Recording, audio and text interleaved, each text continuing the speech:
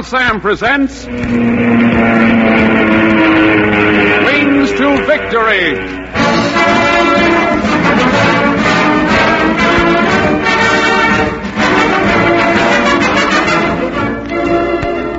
Attention, Mr. and Mrs. Harold Thompson, USA. The story of a C-54 transport plane of the Army Air Forces loaded with wounded Marines from Guadalcanal, and how its gallant crew battled their way through storms, Jap dive bombers, and Zero fighters to save the lives of its hero passengers.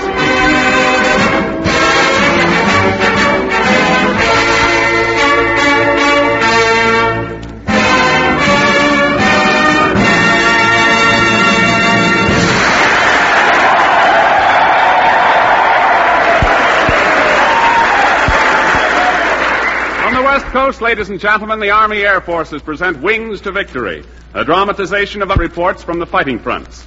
For obvious reasons, the names of characters in these stories are fictitious.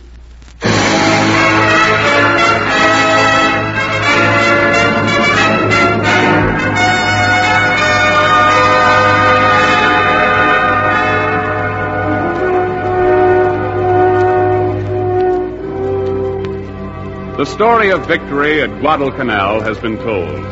The courage, the individual heroism, the mass determination has been recounted. The dark nights, the sharp whine of a sniper's bullet, the heaving of the ground under the impact of enemy bombs has been remembered. Guadalcanal is a word written in history. And yet, as long as men gather and remember back to those days of 1942, there will be sudden recollections of some previously unrecorded incident of that hard-won victory. Perhaps it will be what the sergeant said when the first Jap was clear. Perhaps it will be a fleeting memory of the earth as you groveled for cover. Or perhaps it will be a story like this one, a story that grew out of and was a part of what we mean when we say Guadalcanal.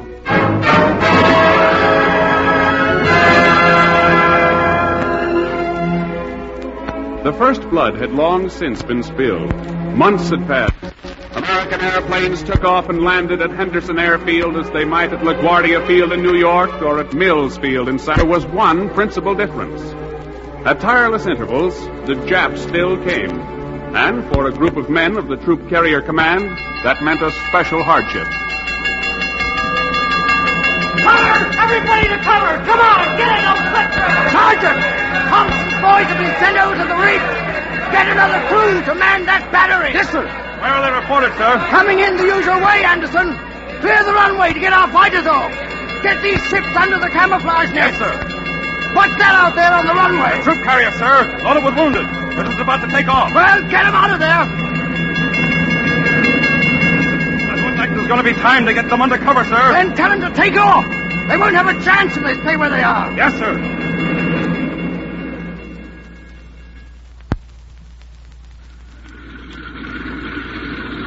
Lieutenant, who's in command here? Captain Willis. He's coming across the field now. Your orders are to take off immediately. Take off. We're loaded with wounded men. We're waiting for a medical officer. I can't help it. Orders are to get off. Tell Captain Willis as soon as he gets here. It's going to be too late. Fighters! Fighters! They're going to stray! Down, everybody! Get down!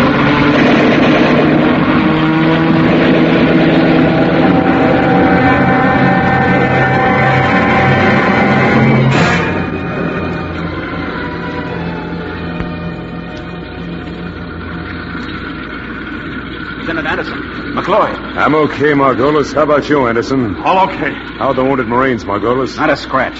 Don't see how they missed us. Well, it looks like there's going to be a lull. Now's the time for you to get off. Where's Captain Willis? I don't know. He was right out here. He's been hit. Come on. The captain's been hit. The captain's been hit, Lieutenant. Yeah, we see it, Hammer. How bad is he? Looks pretty bad to me, sir. Let's see what we can do. Captain. Willis. No use. He's in no shape to do any flying. Now, you've got to get that ship off, McLeod. There'll be a wave of bombers along any minute. But I can't go alone. What's the matter out here? Why isn't that transport off? That Jap Strafer's got Captain Willis, the pilot. There's no medical officer yet, and the co-pilot doesn't want to go alone. Then get somebody. Get the first free pilot you can. Medical officer or no medical officer, take that ship off.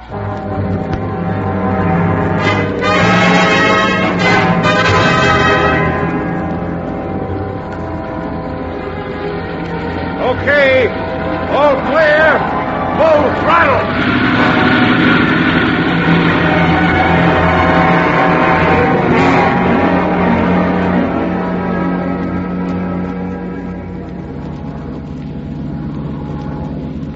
Any sign of Jap planes? No, I guess they were too busy to chase us. Well, maybe they just didn't know we had wounded aboard. At least we're on our way, and 5 minutes ago I wouldn't have given you a nickel for our chances. By the way, I'm McLeod. I'm McLeod. I'm Norton. Say, I don't want to appear curious, but would you mind telling me where we're going? They didn't even tell you that, huh? No. We did leave in a hurry. All I know is that between bombs, somebody told me to climb aboard with you, and, well, here I am. You're in luck.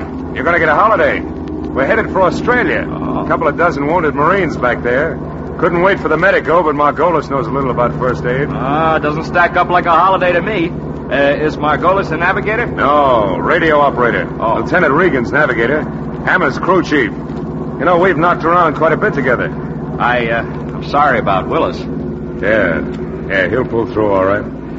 You can't stop a guy like him. Say, I think I'd better get back and see how our cargo's making out. Want to take over? Well, sure, I'll take over.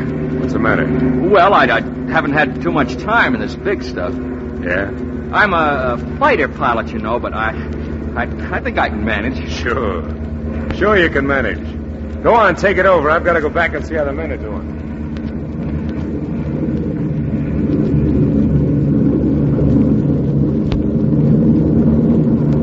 How you doing, Leatherneck? Huh? Oh, hiya. I'm McLeod in command. Your men back here doing okay? No complaints yet. Bailey is having quite a time with that shoulder. I'll have Hammer give him a shot of morphine. Now, which one is he? He's the last one back on the other side. Sorry we got off without a sawbones. That's okay. I'd get up myself and see what I could do, but I got a couple of pins that are shot up a bit. I know. You take it easy. Yell if you need anything. Yeah. Hey, Lieutenant. What? It was kind of rugged going getting off, wasn't it? Yeah, but we're set now. What happened to Captain Willis? Well, he picked up a couple of bullets coming across the field. Who's flying us now? Oh, a young guy named Norton. Why? Nothing. I was just wondering.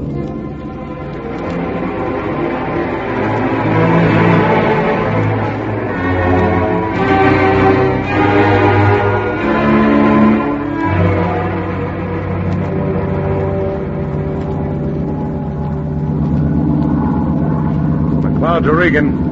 Is our gas going to hold out? I think maybe we've got another 4 hours flying time, but this headwind's getting stronger. You know how this baby eats up the gas? Okay, Regan. We'll switch over to auxiliary tanks. You want to switch over to the auxiliaries right now? Might as well.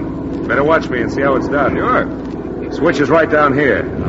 That does it. Oh, all the same as a P-39. Hey, what's this? Something's not feeding right. Switch back a minute. Yeah, it's the feed line from the auxiliary. It's either broken or jammed. Hammer! Yes, sir? Something wrong with the auxiliary feed line. See what you can find out. Yes, sir. Regan! Yeah, Mac. Any islands in this vicinity big enough to sit down on? There's one dead ahead, but it ain't the healthy kind. Japs? Could be. Well, looks like that gives us a fine choice. Unless Hammer can find out what's wrong, it's either dry land and Japs or wet ocean and sharks.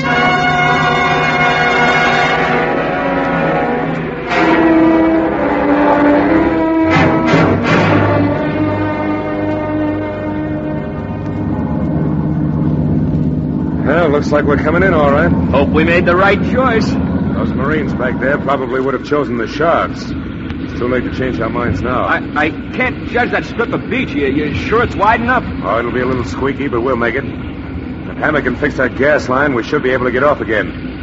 Better give me half flaps. Right. Stand by, everybody. We're going in. Margolis, you better tell those Marines to brace themselves. This one may be a little rough. McLeod, aren't you coming in low? No, we gotta skim those palm trees or we'll go into the lagoon at the far end. Okay, now, give me full flaps. Right? Flaps down. Hey, something's wrong. Stop praying, you men. We're gonna overshoot. We're gonna overshoot.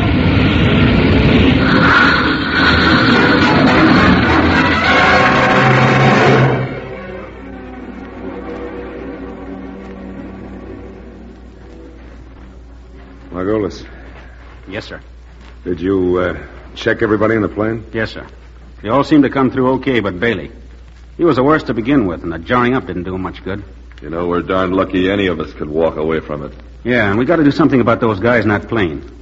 Sitting clear down in the water now. When the tide comes in... We got to do something about a lot of things. Oh, Margolis, did you check on the radio? Yes, sir. It's torn to the devil. Those things are too delicate to stand that much jawing around. I know. Can you fix it? I don't know. Might take hours. Maybe days. Say, is there any chance of getting this ship off at all? I can answer that. And the answer's no. The landing gear's completely washed out, and the whole underside of the belly is torn to shreds. And one wing is even warped out of line. Well, looks like we'll just have to sit here and wait till somebody comes and gets us. Who? The Japs? Yeah. Yeah, maybe it will be the Japs. We might as well face that. If it were only us, we might get off, but we got 23 kids in there. We've already risked our lives with Japs once. Can't ask them to do it again. So, boys, we're on what is known as the spot.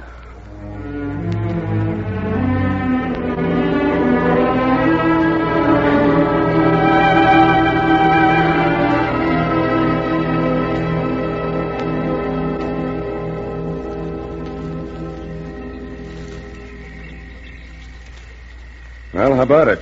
Ship almost covered? Yeah, I think with the rest of this brush, we'll have her camouflaged as well as we'll be able to do it. From the air, I suppose it'll still probably look like a C-54, though. Okay, let's haul the stuff down there. We'll just have to hope the Japs aren't looking too sharply. Give me a hand. Okay, I'll help you. Say, has Margolis made any progress with the radio? No, not yet. He and Norton were moving the men that could be moved out onto the beach. Bailey and 5 others had to be put in the upper bunks. I don't think the water will be up that far at high tide. Oh, there's a pretty mess. If we only knew whether there are any Japs on this island or not. Well, I'm thinking that we'd better find out. Yeah, that's next. While Margolis works on the radio, I want you and Hammer to scout along the beach in one direction, and Norton and I will go in the other.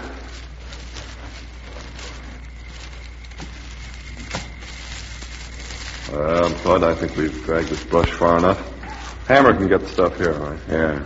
Out on load, Hammer. Okay. That'll be enough. Better go and see if you can give Norton a hand with the Marines. And go easy on the medical supplies. Okay. We don't know how long it'll be before we get out of here. Huh? Oh, you really think we will ever get out of here? Huh? That depends on our little scouting party. If we find there aren't any Japs on the island, our chances are pretty good. Yeah. But if there are any, and they should happen to spot us, well, no use talking about it. Just be ready to leave in about 15 minutes.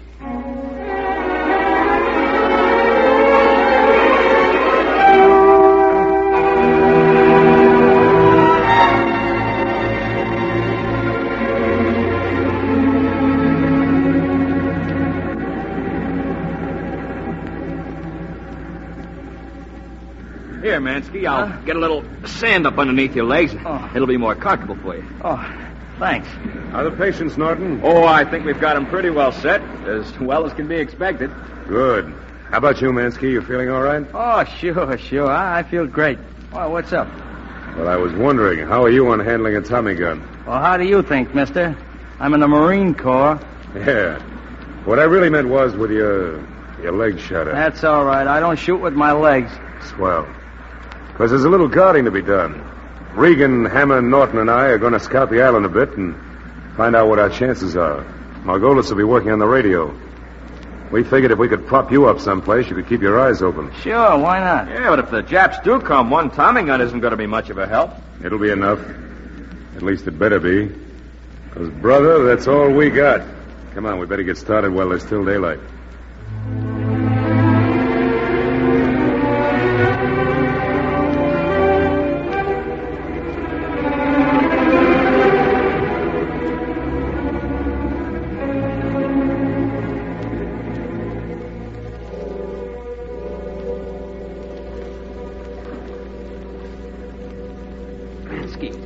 Yeah?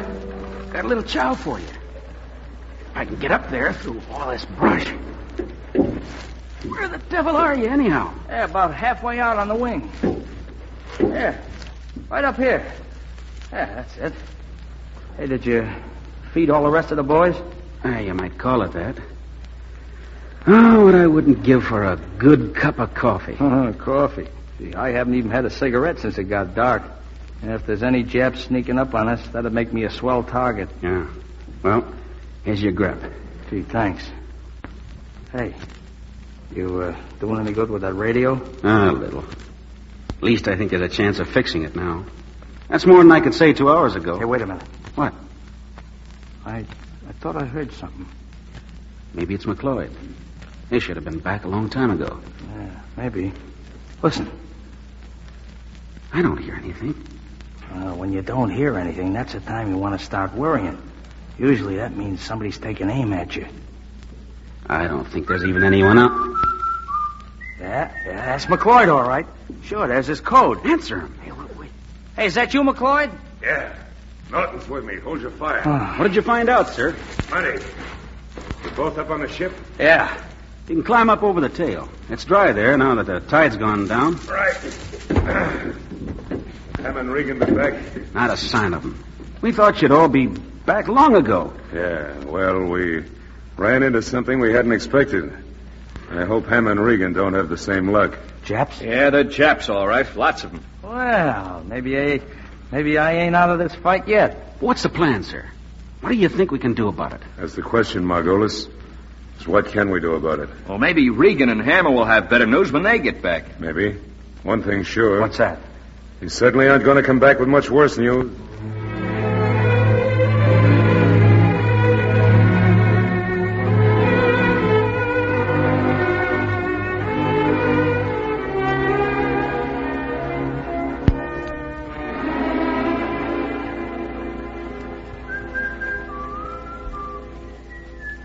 Lieutenant McLeod. It's Regan and Hammer. At last. I was beginning to think they weren't going to show up at all. Okay, Regan, come on in. Right. Where the devil have you been? Another half hour, it'll be full daylight. Yeah, we know. And we stuck around till it got a little bit light so we could take a look. Yeah, what at? Oh, just a Jap landing party, that's all. Oh. And they're not over 5 miles away from here. Yeah, and those boys have come for business, too. About 10 landing barges up a cove just beyond the point. That makes it great. Now they're on both sides of us. If they don't discover we're here before long, it'll be a miracle. But what about the radio? Suppose we could get a message out for help? Not today we can't. And I doubt if we can tomorrow. They're liable to be Jap planes over any minute, and it won't take them long to call out their dogs if they spot us. Well, it stands to reason we gotta get out of here, and quick. Sure, that's fine, Regan. We gotta get out of here. Suppose you tell me how. Maybe I can. What do you mean, Norton? Well, Hammer said there were landing barges hidden in a cove. Yeah, and we also said there were a couple of hundred Japs there, too. Well, I'd like to try and get one of those landing barges. No. The answer to that is no. I won't take the responsibility. Now listen to me, McLeod, just a minute. I know what you're going to say, Norton. I don't want to hear it. You're not going to go out there and get yourself shot up by a Jap patrol. You wouldn't have a chance. Oh, no. I'm not so sure about that, McLeod. Hey, besides, what kind of a chance do you think we'll have if we stay here?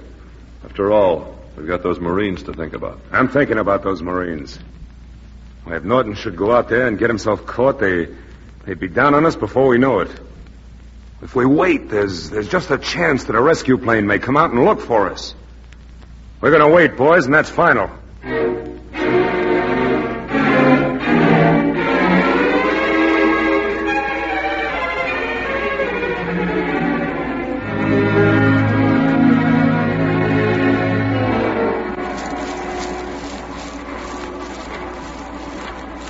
Hammer.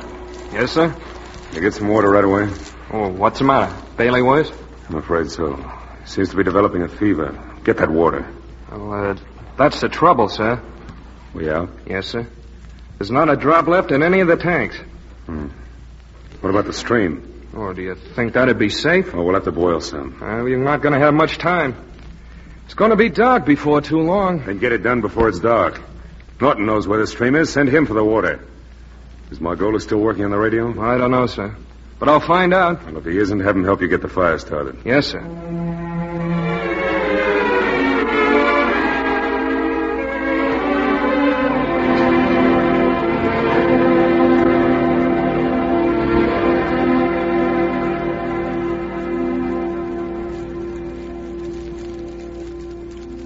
How about it, Hammer? How's it coming? Okay, sir. Regan's bringing the water now. Regan? What about Norton? Well, I don't know, sir. We couldn't locate him. That's funny. Did you look down on the ship with Margolis? Yes, sir. Okay, here's your water. From the looks of it, you're going to have to boil it 2 days before we get it fit to drink. Regan, what's this about Norton? When was the last time you saw him? Well, this afternoon sometime. Why? Don't give me that. Where's he gone? Well, he didn't say. No, of course he didn't say. But you know as well as I do where he's gone. Yes, but, well, I think we ought to give him a chance. Yeah, it looks like he's taking it. Now, let's get this water boiled. From the looks of that... Hey, What's the matter, sir? put out that fire. Put it out, sir? Give me that water quick. We gotta get that fire out. Quick, some sand on it. What is it? What's the matter with Take a look directly in the sun. Airplane. Well, it might be ours. Yeah, it might be, but get under cover.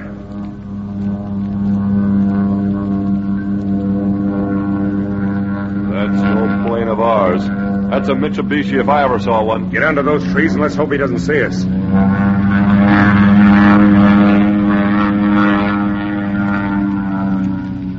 He didn't see us. He passed right by. Yeah?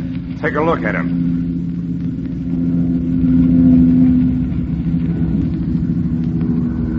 Hey, he's circling right around us. He's probably radioing our position right now. Well, there's not much use hiding any longer. No, it's too late for that. Let's get down to that radio. It's our one hope now.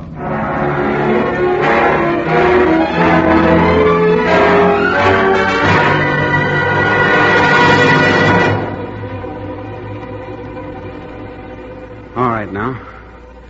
Let's see if this radio can work.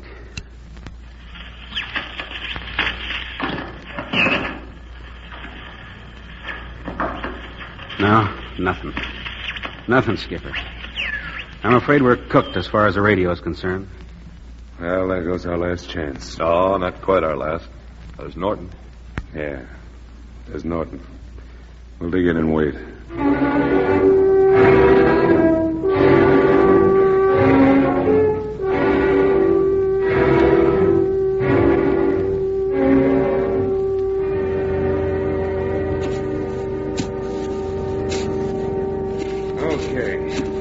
Okay, Mansky, how's this for a foxhole? Yeah, that'll do for the time being. Well, we're giving you the Tommy gun. I want you to make good use of it. The rest of us will do what we can with our sidearms. Right.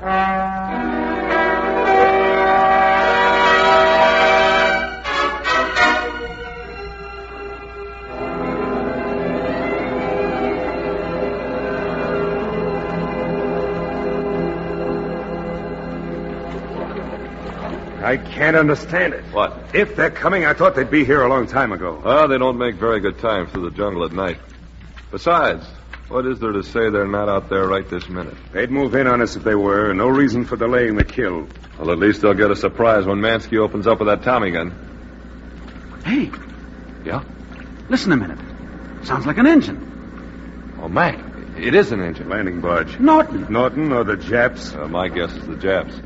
Norton's been gone an awful long time. We better change our positions. Margolis, you get inside the ship. Regan, Okay. get out behind the tail. Right. Tell Hammond to stay where he is on the beach, and I'll go up and warn Mansky. Right.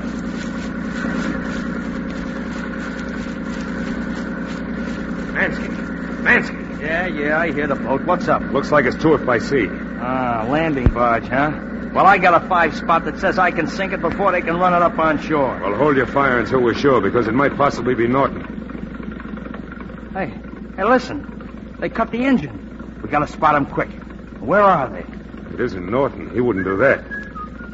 Hey. It's Norton. Yeah. Mac, did you hear that? Yeah, sure. I heard it. Hey, you guys, who can whistle old MacDonald had a farm? Dwight, I heard you. Get those wounded men ready. We're going for a boat ride.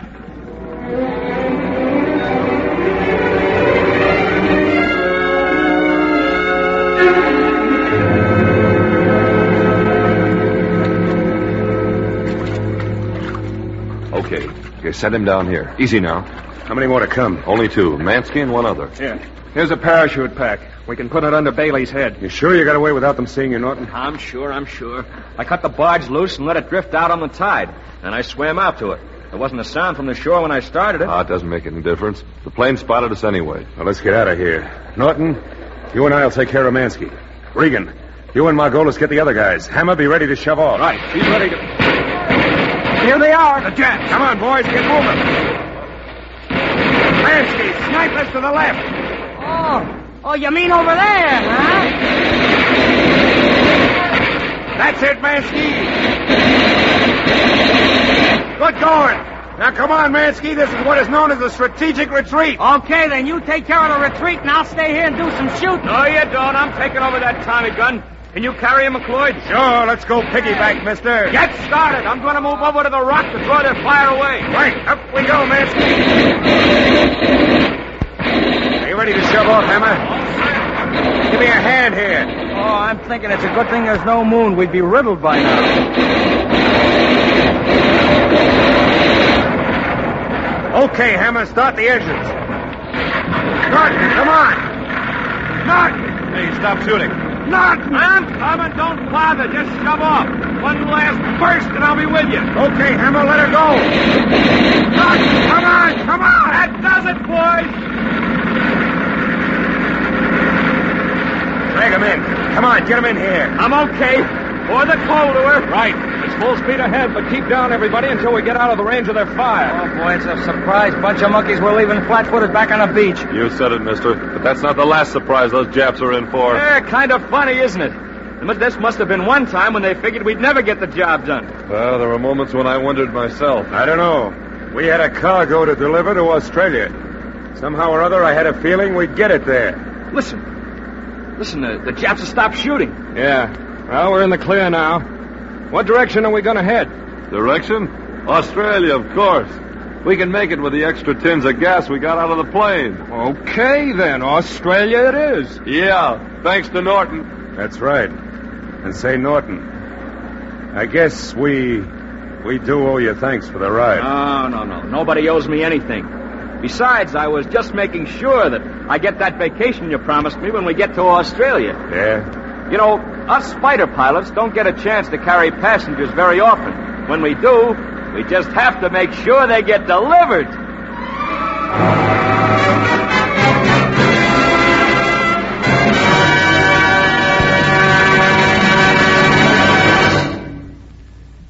In the midst of war, it is our habit to think of air power as a deadly force, to reckon its might in terms of crumbled fortifications, sunken ships, devastated factories, and ruined cities.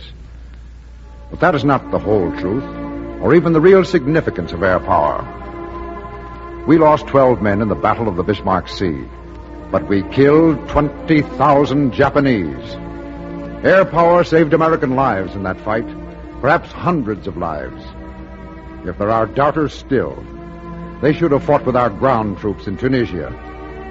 Experts talked of victory by mid-June or by the 1st of August, and some gloomily predicted another 6 months of creeping attrition. They had their noses too close to the earth. They forgot the sky. They discounted the blessed economy of air power. Why, men of the RAF and the Army Air Forces flew 2,000 sorties in 9 hours. The Hun was standing firm at Mater before the clouds burst and a deluge of bombs fell upon him. Shocked, shattered, and terrified, the Hun reeled backwards. For the first time in this war, Hitler's elite battalions became a beaten, sniveling rabble. Tunis, Bizerte, Cape Bon. Those names are a taunt and an epithet to German courage forever. And how many American boys have lived to thank God for the white star in the North African sky? Mothers, fathers, wives, sweethearts, we of the Army Air Forces shall never boast of the enemies we have slain, but we are proud of the American lives we have saved and shall save. That is the real meaning of air power. That is honest glory. And by the swiftness and the fury of our attack, we shall staunch the world's great bleeding, shock the foe aghast, until this awful nightmare of war is swallowed up in victory and peace.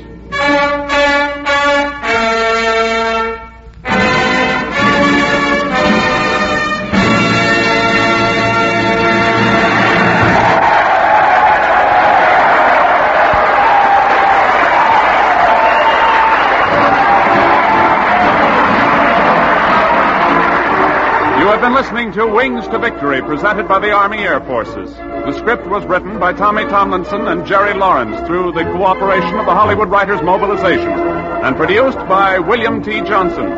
This war service program came to you from the West Coast. This is Sergeant Hal Gibney speaking.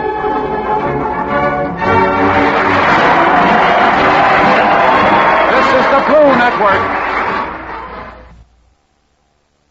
Well, last week, the Aces solved their servant problem. They compromised and gave their maid Laura $1 a week raise. It's a few evenings later now, as we look in on the Aces bungalow just after dinner and find Mr. Ace in the living room with his evening paper. The Ace's friend Marge sits nearby with a book. Jane enters from the next room with a bulky letter from home in her hand. Listen. Well, dear, are you ready? I've got to talk to you. It's very important. Put down your paper. We've got to decide on this now. The answer is no. No? No what? No, you cannot curl your hair up and wear those midget hats. Those who said anything about hats? I'm talking about this letter I got from home. Oh. Didn't you hear me tell you at dinner that I wanted to read you this letter I got from my sister Ethel? Oh, no, I don't think I did. You didn't hear me? Marge, you heard me, didn't you? Well, vaguely, Jane. There, see? What's the matter with you, dear? I guess I'm a little absent-minded. Well, I hate to get sarcastic, dear, but a little? Well, enough joking around. Well, you have. I better get started reading all this. My sister doesn't write me very often, but when she does, and how? Well, what's the matter with her, Jane? You worried about her darling daughter, Betty? Well, it's about Betty, yes. What now? Well, wait. I'll read it to you from the beginning. I read some of it this afternoon, up to page 12, but I'll start over. Oh, how is it up until there? Oh, very interesting as far as I've gone. Oh, maybe this is a family matter and I shouldn't be in on it. Oh, no, you're not going to crawl out of it that way, Marge. You're going to suffer through this with me. Yes, you can listen, Marge. You know we haven't got any secrets from you. Well, here I go. Go. My dear, he writes so bad. My dear, oh yes, Jane. Oh. My dear Jane, well, here I am writing you again, even if you didn't write me after I wrote you last. I know I did write you last because I wrote you then that you hadn't not written after I wrote you. But if I waited for you to write, I guess I would never write you at all. However, I am writing this, hoping you will write right away. Over. Oh, I get it. You didn't write her. Is that what she's I think that's what she's hinting at. Yes, I ought to write her. It's terrible the way I don't write after she writes. Yes, well, suppose you skip the next 10 or 12 pages and let's get down to the meat of the letter. Oh, I'm going to read the whole thing now. Where was I? Oh, yes, right away. Well, Jane, it has been almost a year since my daughter came to live with you. And I would like to know how things are with her. Of course, I write Betty every week, but she hardly writes when I write, although I write her to write me. There she goes again. Please, dear, let me read this. All right. Although I write her to write as soon as she gets my letters. And when she does write, she just writes to say that she is well. She never writes about any boys she has met. And after all, you know, Jane, when I wrote you she was coming, I wrote you that I expected her to meet some nice boys. I thought sure that by now you would have introduced her to some lovely people. Or don't you ever go anywhere on account of that tightwad of a husband? Well, this part isn't very important. What was that again? What? You put on the brakes there rather suddenly. Read that again. Oh, it's nothing, dear. You know how Ethel talks. You have to take what she says with a grain of sugar. Are you going to read that or not? Oh, it's nothing. I'll start at the top of this next page. Start with, on account of that tightwad of a husband. Oh, all right. Tightwad of a husband of yours. Betty has never written me how much he pays her for working as his secretary. But if I know him, I guess he hardly gets... Oh, well, this isn't important. I'll just get to the next... You will not. I'm enjoying this. Oh, Marge, you stay out of this. After all, this is a family matter. Oh, well, I offered to leave the room. Well, you don't have to leave, but I wish you'd laugh only when you're spoken to. A fine way to talk to Marge. All right, I'll be quiet then. Go on with that letter. But if I know him, go on. Oh, it's nothing, dear. Read it. But if I know him, I guess he hardly gets enough to live on, much less to buy pretty things to impress some nice boys. Well, that's fine. She gets 20 a week, has no expenses, lives here, eats here. I know, dear, but you know how Ethel is. No, how is she? Oh, she's fine. She says so later on. I'll read it to you. I'll start here. I think this is safe. Yes. Jane, dear, I don't have to stand on cemetery with you, but you know... On what? What? What did you say, stand on cemetery? Cemetery? Who said anything? Stand on ceremony with you. Oh, I thought you said... I don't have to stand on ceremony with you, but you know as well as I do that Betty is 19 years old going on 20. And time she should be looking around for a husband. That's the part I want to come to. Has she met any prospects? At home here, she wouldn't go out with any of the boys because she felt so superior to them, and I guess she is because even if I do say so myself, she is the brightest child I ever saw. But I don't have to take time to write you about that because I write you so seldom and you write me so seldom that... This is where I came in, I think. What? I think I get the thing. Now, you won't have to read the rest of it. To cut it short, Ethel wants us to marry Betty off. Fine job we've got. It's going to be pretty hard, huh? You've been reading my mail. Oh, nothing came for you today, dear. It's going to be pretty hard. Is that what you mean? Yes, that's what I mean. In fact, I think we better forget about the whole thing. Oh, no, we can't do that, dear. Let me read you some more. Here's what Ethel thinks that he should be like. Oh, Ethel wants one to order. Yes, here's what she says. Where is it? Here. Listen to this now. Of course, he should have some money. I don't mean rich, although I would certainly admire that in a man. Oh, she would admire that, But he should be able to give her a nice living without having to worry about where her next meal or dress is coming from, like some of us do, if you know what I mean. Not that Homer hasn't been a devoted husband to me, even if he hasn't reached the pinnacle of success, as they say. That's pinnacle. Pinnacle? Yes, pinnacle of success. Go on about Homer. I like that. Even if he hasn't reached the pinnacle of success, and even if he does nothing these days but sit around at his club and play cards. Oh, it is pinnacle. Oh, yes, that's my mistake. It is pinnacle. I still love him. But with Betty, it must be different. Oh, I see. She doesn't want Betty to get anybody like her father. Oh, no. He's too old. Yes, he's too old. Well, we can't do anything about it. Just forget the whole thing. We can, too. Isn't he disgusting, Marge? Oh, no. Don't come to me. You told me to stay out of this. Oh, yes. Well, you can come back in now. Isn't he disgusting? Well, yes, if you insist. Oh, I am not. You are, too. We've got to do something. We've got to find some fellow for Betty. Yes? Who? You and I. Oh, no. I mean, who do you have in mind? Well, we'll find somebody. Let me read the rest of this. Yes, let's hear some more of the qualifications. Yeah. Pardon? Go on with Ethel's letter. He must be able to give Betty a nice, comfortable living, yes. But he doesn't have to be rich, he says. No, even if she does admire that in a man. Yes. Let me see here. Oh, yes. As for looks, well, Jane, I don't think you or I can expect too much for her since we ourselves didn't do so.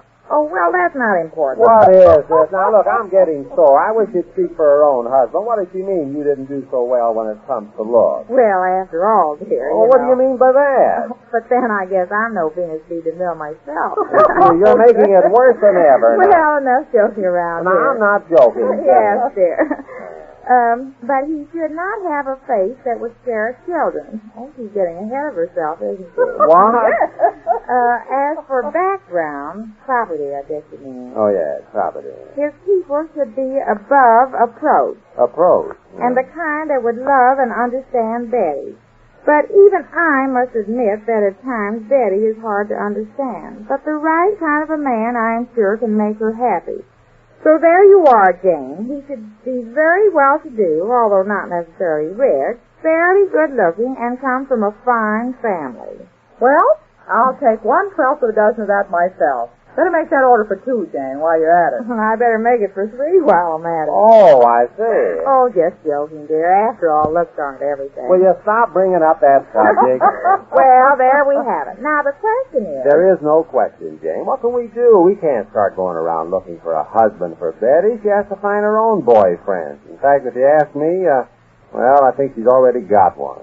Got one? Who? Yeah. Who is it? Yes, who is it, dear? She didn't say anything to me about it. Well, she didn't say anything to me either. Well, how do you know? Oh, I don't know for sure, but, well, I sort of put 2 and 2 together. Well, what do you mean, eh? Well, sometimes at the office when I come in, I find her at the phone and, well, she kind of cuts the thing short and gets a little fidgety. You know. Who is it that calls her out? I don't know. I asked her if the call was for me, and she says no. So I dropped the subject, that's all. You dropped the Isn't that just like a man? Certainly is. Well, what do you want me to do? Cross-examine her? Oh, you don't have to get cross about it. Can't you ask her in a friendly way?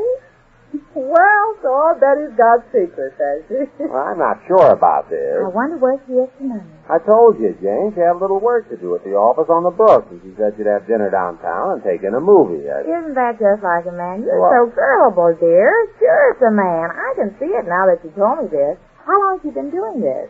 Doing what? Talking on the phone and then hanging up and not saying anything? Oh, I don't know. Off and on. Well, we'll have to find out about this fellow. You mean see if he measures up to Ethel's qualifications? Well, he doesn't have to be all that, but after all, we don't want her to go out with a riffraff or underground character. No. Sir, he must be the man in a million. Oh, not necessarily in a million. She said he didn't have to be rich. Please, Jane, will you just forget about it, will you? Oh, no, we have to do something for her. She's 19. Well, what of it? 19. Is that old? Well, it's going on old. Oh, it's going on old. Why, I was 18 when I got married, and she's 19. That's very old for a young girl. Oh, yes, for a young girl, that's old. The more I think of it, the older it gets. We've got to hurry. Hurry? Hurry, dear. Send somebody to get. Well, Jane has a job on her hands now. Finding Betty, the man who will measure up to Ethel's qualifications. Just who this man is Betty has now, we learn when next we meet the Easy Aces. Presenting Trash is Cash with Walt Kramer.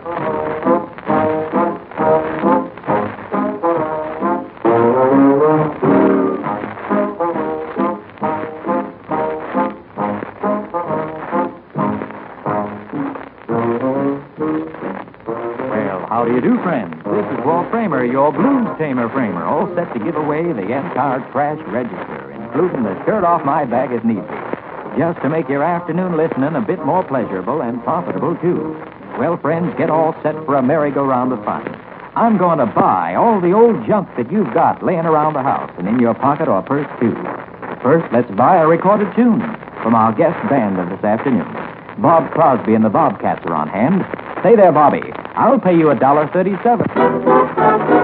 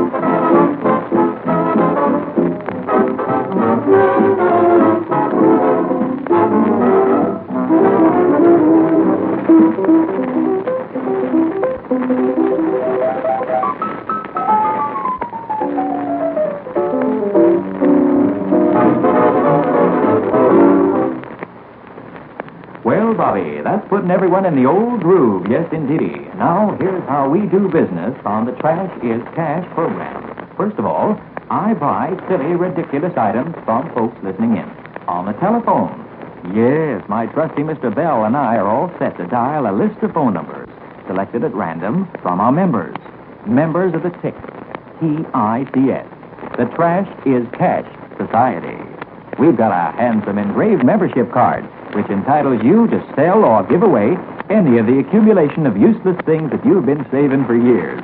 The membership card has a place on it for your name and your address. And when we get your membership application in the mail with your phone number, that number goes right into the TICS box, and from that box comes our phone numbers.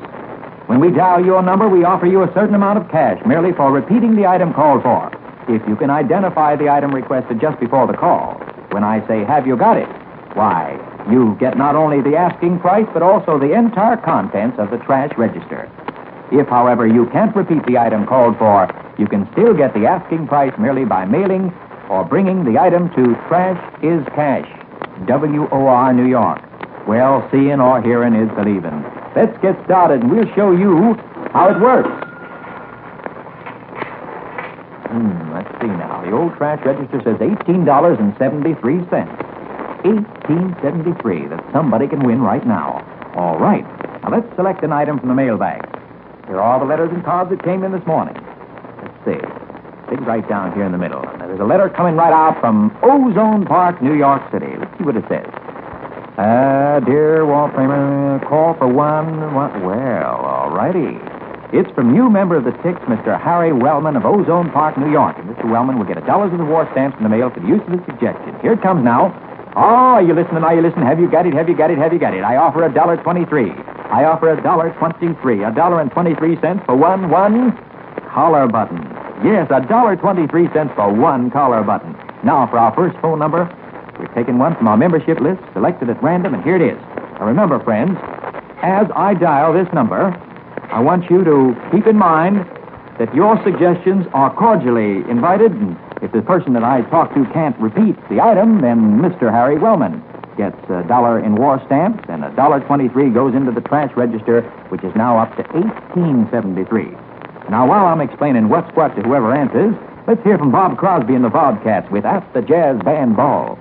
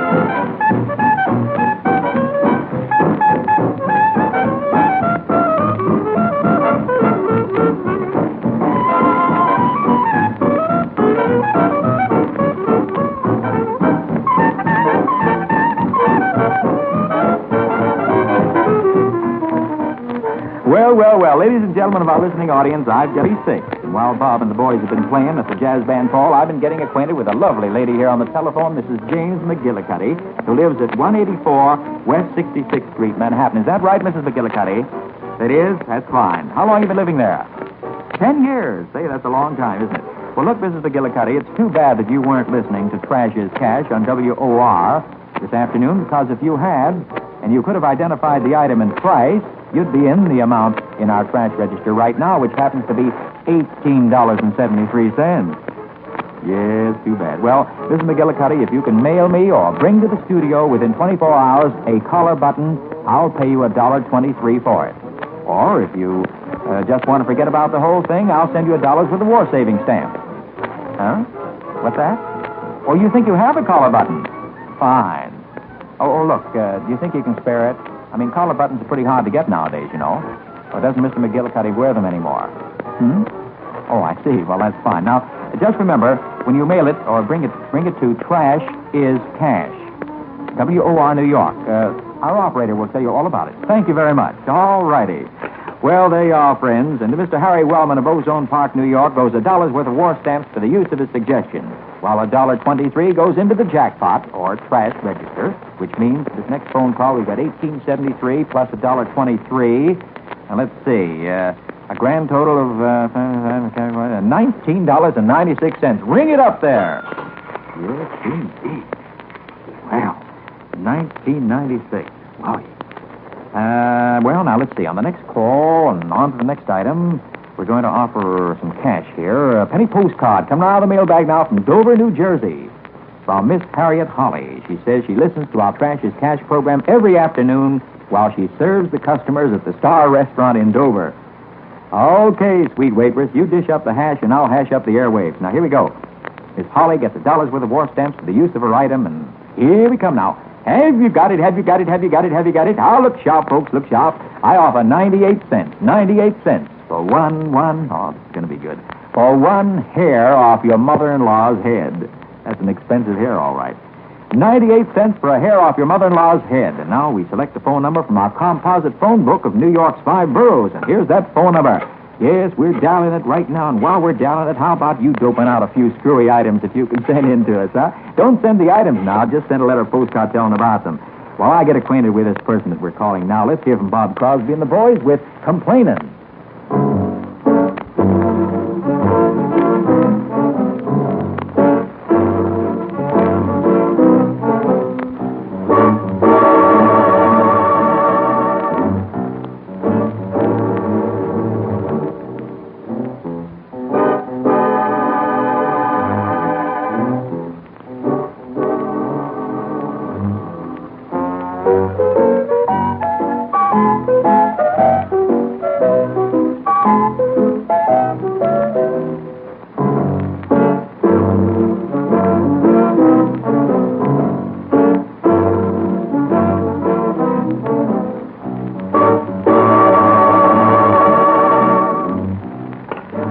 Ladies and gentlemen of the TICS, the Trash is Cash Society. Come to order, please. I have an answer here. I've dialed Wadsworth 80543, and I'm talking to Mrs. Mary Ann Spencer of 1860 Caledonia Avenue. That's over in Brooklyn, isn't it, Mrs. Spencer? Huh? In Brooklyn, right. Good old Brooklyn, the Garden Spot of America. Well, Mrs. Spencer, you say that this is the first day that you've missed our program in weeks? Well, that is too bad, because you know that it costs you $19.96 not to listen today. That's how much there was in the trash register for you, if you could have told me what the item was and the price. Well, too bad. But look, the item happens to be a hair off your mother-in-law's head, and I offered 98 cents for it. What, you think you can get one for tomorrow? You what? Oh, too bad you have no mother-in-law. Well, perhaps you're lucky. Now, I can just hear a lot of guys listening into the program saying that, but as for me, I've always found mothers-in-law sweet and charming. Mm-hmm. Yes, you said it, Mrs. Spencer. Oh, you're a mother-in-law. Fine. Well, then I mean that double. Well, look, let's settle for $1 with a war stamp, shall we? Good. I'll turn you right over to our WOR operator. Thank you and goodbye. Well, there we are, friends. Mrs. Spencer wasn't listening today, but into the trash register goes that 98 cents, making a total of, let's see now, $19.96 plus 98 cents, which is all of $20.94. Ring it up. Hey, $20.94. That's getting up there right above the $20 mark. And now, before making our next call, may I repeat the bylaws of our Trash is Cash Society. Any person listening is eligible to write in a letter or postcard a suggestion for items to be bought on this broadcast. Your first letter or card will automatically entitle you to receive our membership card and also put your telephone number into our member file. So, when you write in, be sure to give your full name and address plus your telephone number, please. Also, be sure to write down only one Have You Got It suggestion. Any item which you think might be funny or hard to get. And after your first letter or card, you may write again as often as you wish, giving each time only one item to be called for. Now, all usable suggestions go into the TICS or the Trash is Cash Society box, and letters or cards are selected at random. We reserve the right to eliminate any objectionable suggestions or duplicate suggestions for the same program. Our mailing address again is Trash is Cash, WOR, New York. May I repeat that? Trash is Cash, W-O-R, New York. Oh, there we go, friends. There's the old chime says it's closing time for today for the Trash is Cash Society. Well, let's check up on that old trash register. And we see we have a nice goodly sum of money over the $20 mark. Indeed we are, friends. Yes, it's exactly $20.32 in the trash register. Yes, indeed. Well, until tomorrow, when our anti-sourpuss League gets back into action at the same time. In the meantime, if you have any screwball stuff that you want me to buy, why, let's get it down on a letter or postcard. If it's your first try and you want to join in the fun and be a member, be sure to give your full name and address and telephone number where we might call you on our Trash is Cash private line. Come one, come all. Just write today to Trash is Cash, care of W-O-R, New York. Trash is Cash, W-O-R, New York. So, friends, till tomorrow afternoon at the same time. This is your chief of trash. Your have you got it? Have you got it? Have you got it? Blues tamer, Walt Framer saying so long. And look, don't throw it out because trash is cash.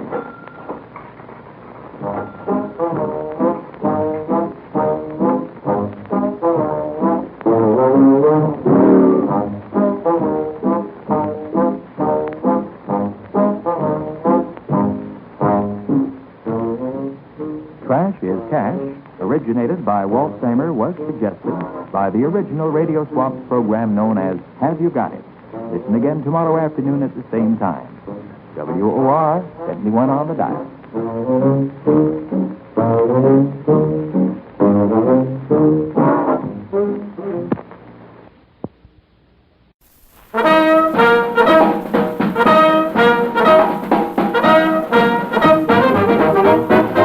Swing Time! Swing Time, produced by Bob Crosby, presenting on our Swing Time bandstand your favorite orchestra leaders on old and new releases. This little clam bake features the music of Freddie Martin, that genial gentleman. First tune, written by Phil Moore. You remember Shoo Shoo Baby.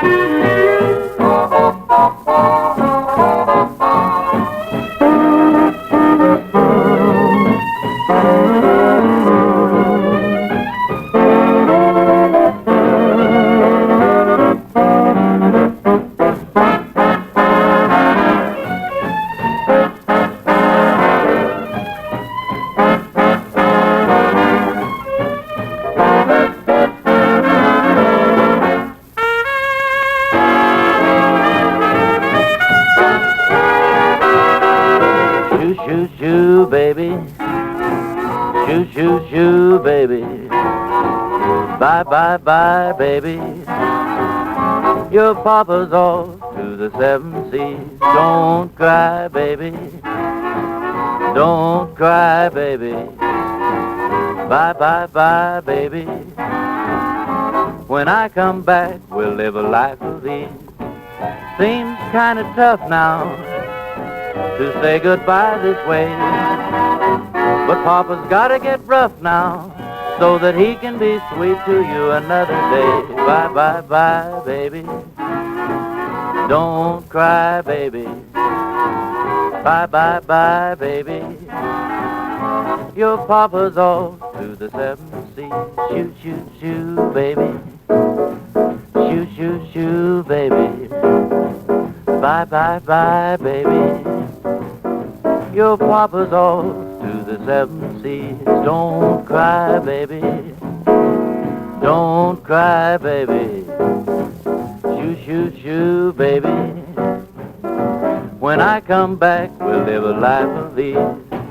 Seems kind of tough now to say goodbye this way, but Papa's gotta get rough now so that he can be sweet to you another day. Bye, bye, bye, baby. Don't cry, baby. Shoo, shoo, shoo, baby. Your papa's off to the seven seas.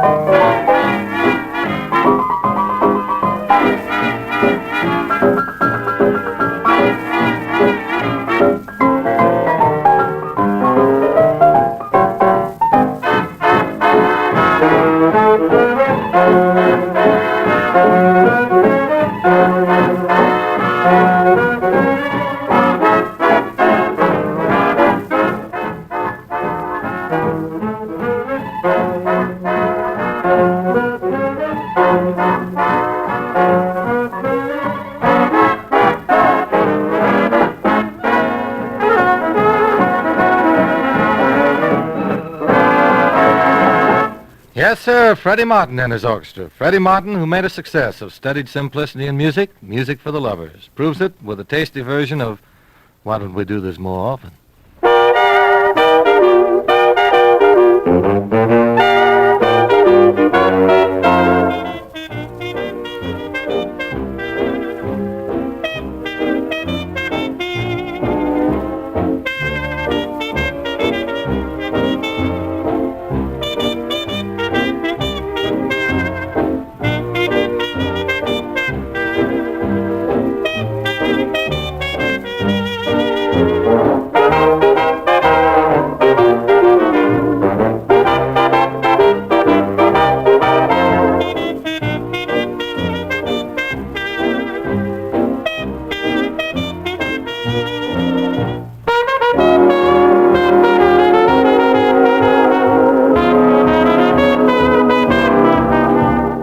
Why don't we do this more often?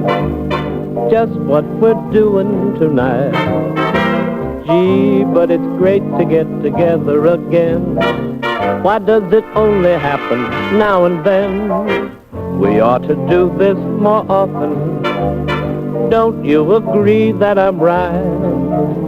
We make each other laugh, we make each other sing, and you can never, ever overdo a good thing. So why don't we do this more often? Just what we're doing tonight.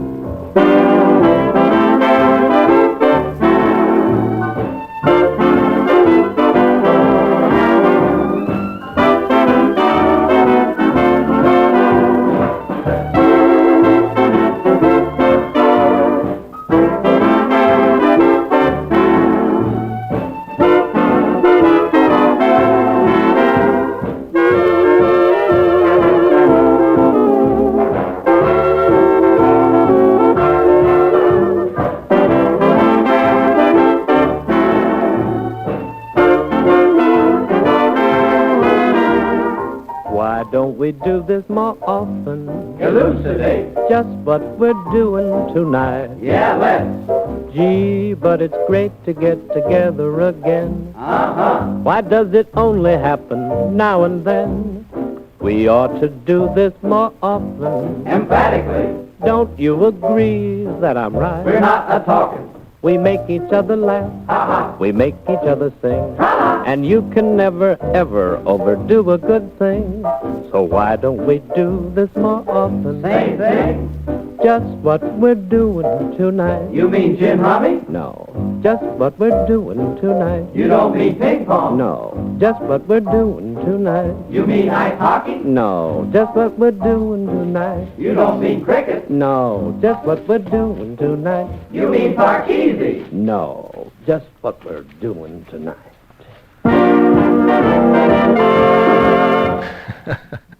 Frankie Lesser knocked out this song. You can join in on the vocal. Oh, come on. Give the tonsils a break, huh?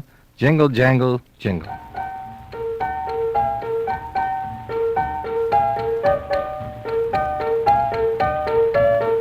I got spurs that jingle, jangle, jingle. Yippee-yay. As I go riding merrily along. Right along. And they sing, oh, ain't you glad you're single? Yippee-yay. And that song ain't so very far from wrong. Oh, Lily Bell, oh, Lily Lily Bell, Lily Bell. Though I may have done some fooling, this is why I never fell. I got spurs that jingle, jangle, jingle, yippee-yay, as I go riding merrily along. Ride along. And they sing, oh, ain't you glad you're single, yippee-yay, and that song ain't so very far from wrong. Oh, Mary Ann, oh, Mary Ann, Mary Ann, though we done some moonlight walking, this is why I ups and ran. I got spurs that jingle, jangle, jingle, yippee-yay, as I go riding merrily along. Ride along. And they sing, oh, ain't you glad you're single, yippee-yay, and that song ain't so very far from wrong. Yippee-yay.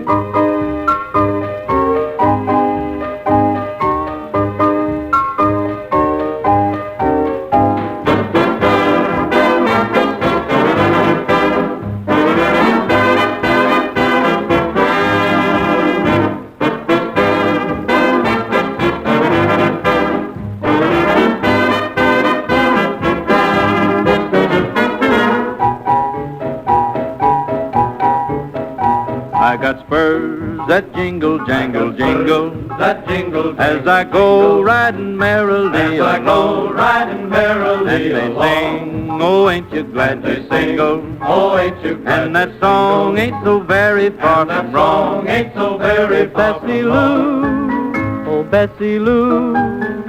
Though we done a heap of dreaming, this is why it won't come true. I got spurs that jingle, jangle, jingle, that jingle, as I go riding merrily, as I go riding merrily, and they sing, oh, ain't you glad you're single? Oh, ain't you glad? And that song ain't so very far from wrong. And that song ain't so very far from wrong. Oh, I'll jingle on along. Jingle, jangle, jingle, jangle, jingle, jangle, jingle, jangle, jingle, jangle. Freddie Martin created a demand for this next one. Jack Fina, a really fine pianist, is featured in the Piano Concerto in B-flat. That's two of them, Jack.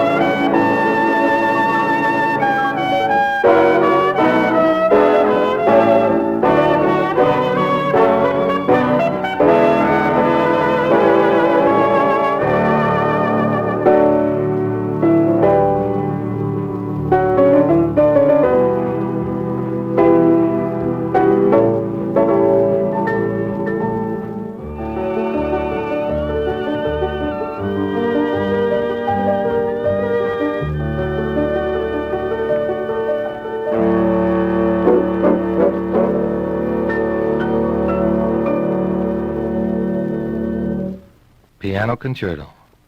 So you've been listening to Swing Time, produced by Bob Crosby in an attempt to get your favorite band leaders on the Swing Time Bandstand. You can help me by writing in your request to Bob Crosby, care Armed Forces Radio, Los Angeles, United States of America.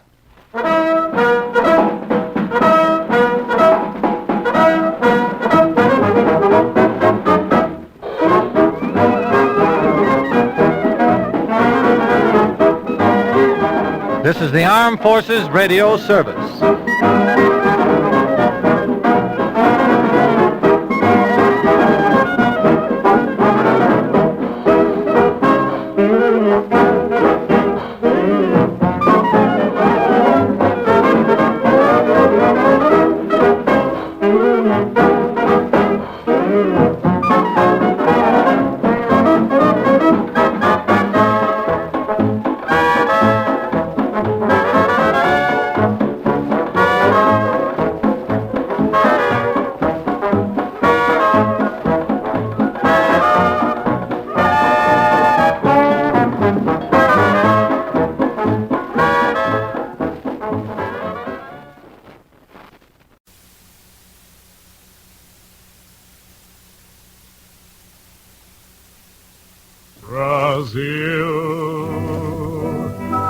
The Brazil that I knew, where I wandered with you.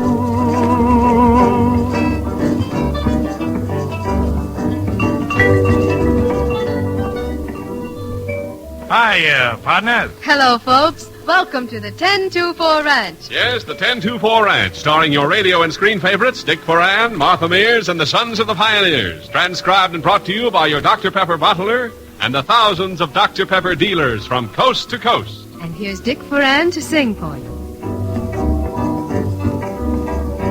Brazil, where hearts were entertaining June. We stood beneath an amber moon and softly murmured someday soon. We kissed and clung together. Then tomorrow was another day. The morning found me miles away, with still a million things to say.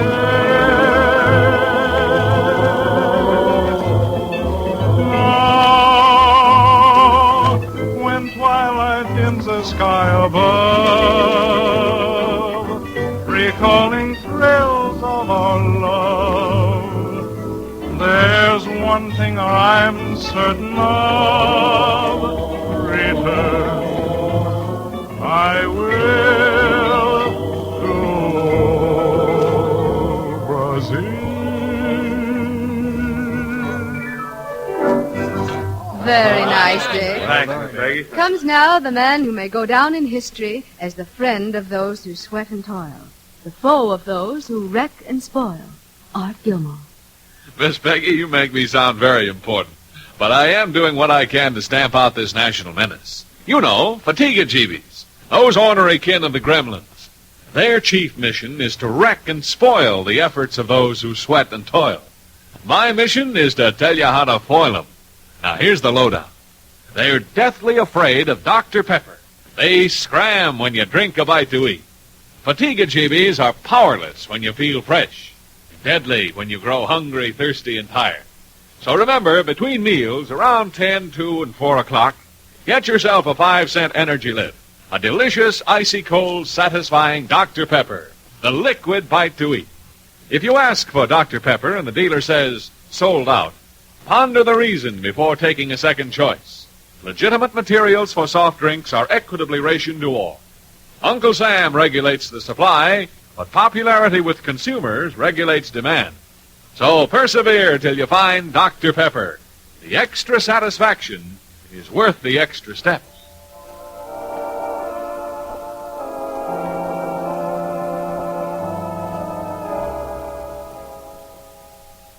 You and I, two silly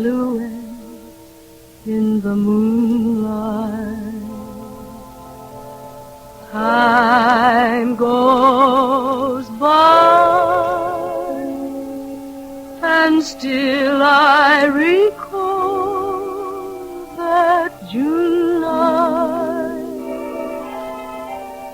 when we two sat together and vowed so true that we never would part. Down deep in my heart, I'll always treasure that memory. Such a beautiful setting, and all the thrills we were getting, that one grand, glorious night. Two silhouettes in the moonlight, two silhouettes in the moonlight. Beautiful, Miss Peggy, beautiful. Well, thank you, Dick. But what's the matter with you, Dick? Oh, nothing, just a little headache. Well, pardon me, senor, for talking on top of you, but if you have a headache, take the cold shower. That will make your blood jingle. Oh, now look, it's not jingle, it's tingle. Jingle. Tingle. Jingle? Tingle. Jingle, tingle, jingle, tingle. I think the good humor man, she is here. On your way, Pedro. And boys, let's hear your jingle tingle. All right, Foghorn, start her up. Out in Wyoming, the ranges are wrecked, drier than cotton and hotter than heck. The grass is too short and the cactus too tall, and all you can hear is that old cattle call. Out in Wyoming, the ranges are wrecked. Out in Wyoming, the ranges are wrecked. The grass is too short and the cactus too tall, and all you Wyoming, the ranges are wrecked. And all you can short and the cactus too tall, and all you Wyoming, the ranges are wrecked. And drier than cotton and hotter than wreck. Grass is too short and the cactus are wrecked. And all you can hear is that old cattle call. and The grass is too short and the cactus too tall, and all you can hear is the cattle call. and all you can hear is the old cattle call.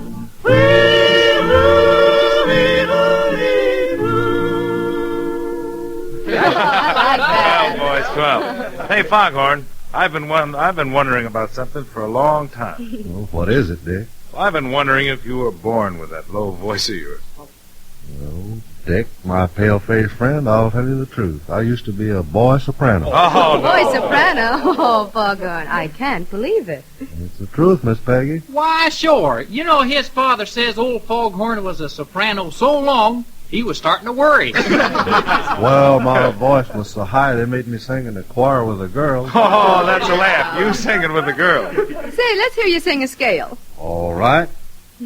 Do, re, mi, fa, sol, la, do. Hey, wait a minute. You left out the T. Well, when my voice gets that high, it kind of sinks. Sinks? Sinks? Listen, Foghorn, you left out the T again. Oh, boys. Bob, you'd better sing.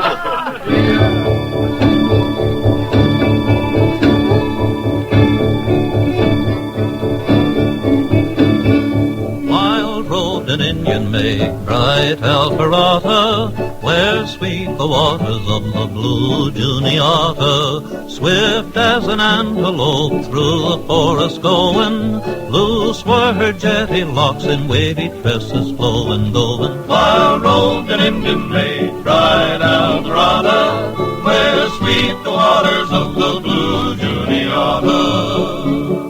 Old is my warrior brave, the love of Alpharetta, proud waves his snowy plume comes along the Juniata. Soft and low he speaks to me, then his war cry sounding, rings his voice in thunder loud from height to height, resounding, bounding. Wild roved an Indian maid, cried Alvarada, where sweet the waters of the blue Juniata.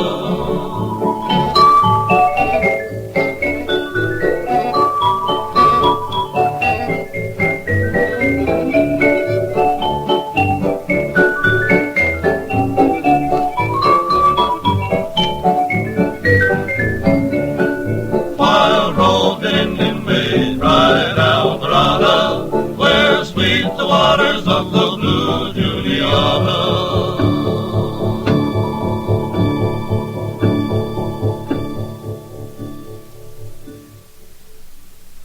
Swell, boy, swell. Just a minute, Dick. I want to take an exception to your remark about my voice. I've got a good voice, and someday I'll be in the Metropolitan. The Metropolitan? Why, with a voice like that, you'll need insurance. Oh, now, Dick, stop. Foghorn, I like to hear you sing. Do you know the Road to Mandalay? No. Why, you know the Road to Mandalay, Foghorn. You take the first baritone past Nelson Eddy and turn to the left. Oh, Dick.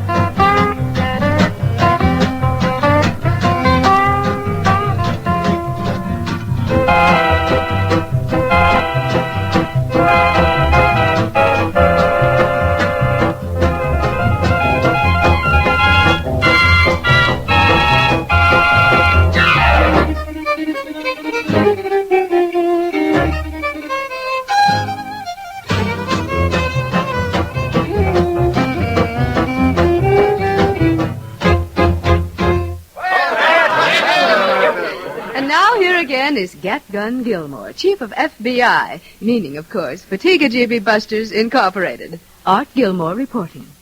Yes, I represent the law, the unchanging law of nature. The living human body, asleep or awake, burns energy all the time. At work, the rate is more rapid. As energy is consumed, we begin to grow tired. A rest may relax us, but only food will replace energy that's gone. Hunger, thirst are signs of fatigue. Nature calling for a new energy supply. Hunger, thirst, and fatigue are an invitation to fatigue-a-jeebies, the imps that cause slips, errors, blunders, and mishaps. But they scram when you drink a bite to eat. Remember, Dr. Pepper is your friend in fatigue. So good to taste, so nippy cold, tart, and sparkly. A jiffy quick 5-cent energy lift at 10, 2, and 4 o'clock. If you ask for Dr. Pepper and the dealer says, sold out, ponder the reason before taking a second choice. Legitimate materials for soft drinks are equitably rationed to all. Uncle Sam regulates the supply, but popularity with consumers regulates demand. So persevere till you find Dr. Pepper. The extra satisfaction is worth the extra steps.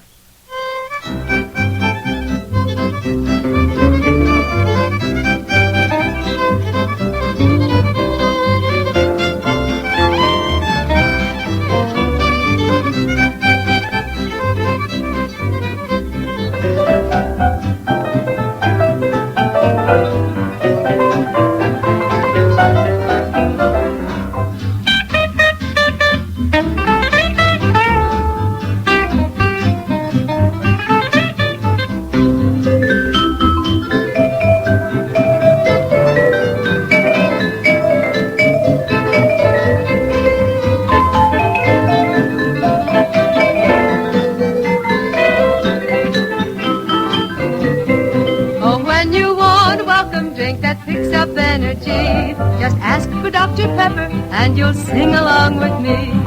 Drink Dr. Pepper and you'll enjoy life more. Remember Dr. Pepper, time at 10, 2, and 4. That's all for now, partners, but we'll be seeing you. 10-2-4 Ranch, starring Dick Foran, Martha Mears as Miss Peggy, and the Sons of the Pioneers, is produced by Harry Wayne McMahon and comes to you 3 times a week from Hollywood, transcribed. Musical highlights of the 10-2-4 Ranch are especially recorded for our armed forces overseas. This is Art Gilmore wishing you good luck and good going with Dr. Pepper every day at 10, 2, and 4 o'clock. Friends, you've done your bit. Now do your best. Buy another United States war bond today.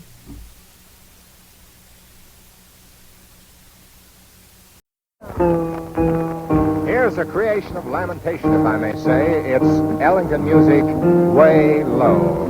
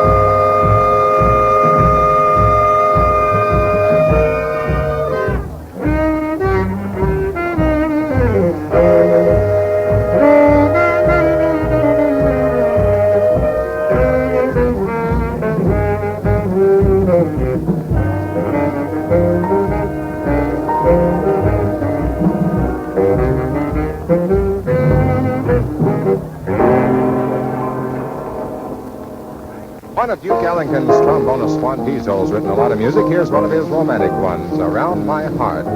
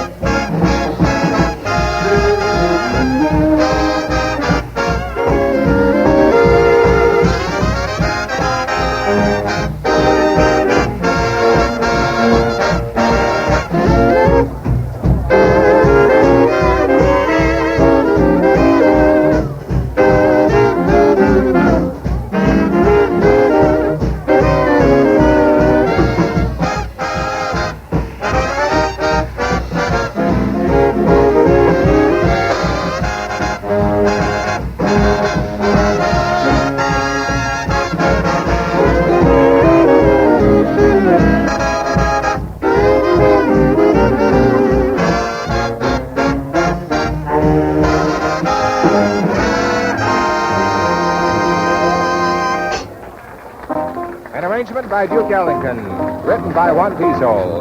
A combination for this jump music, Perdido.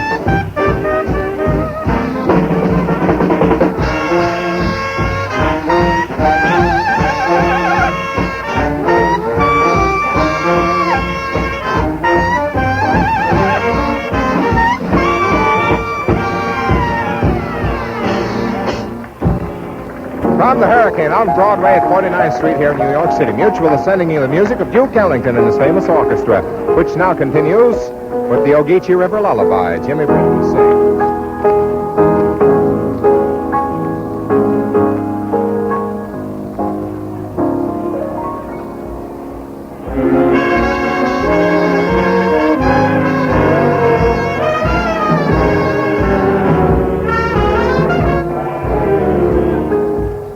Stars are bright tonight on Ogeechee River. The mellow moon is high. The nightingale will sing his tender love song, Ogeechee River Lullaby. Magnolias bloom tonight along the river. The weeping willows I long to hear that old familiar love song, Ogeechee River Lullaby. We used to drift for hours, my honey child and me, lost in a world of flowers, just like we ought to be. I guess I'll go down home to see my kinfolks, someone dear nearby. Been gone too long and long to hear that love song, Ogeechee River Lullaby.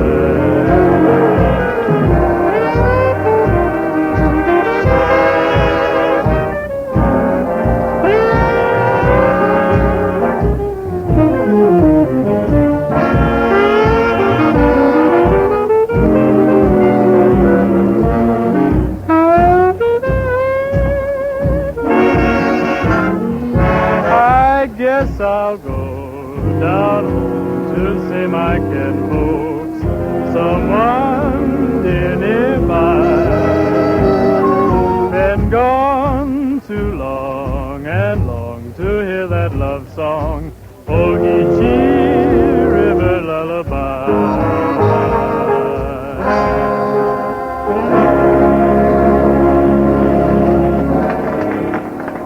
This is music of reminiscence.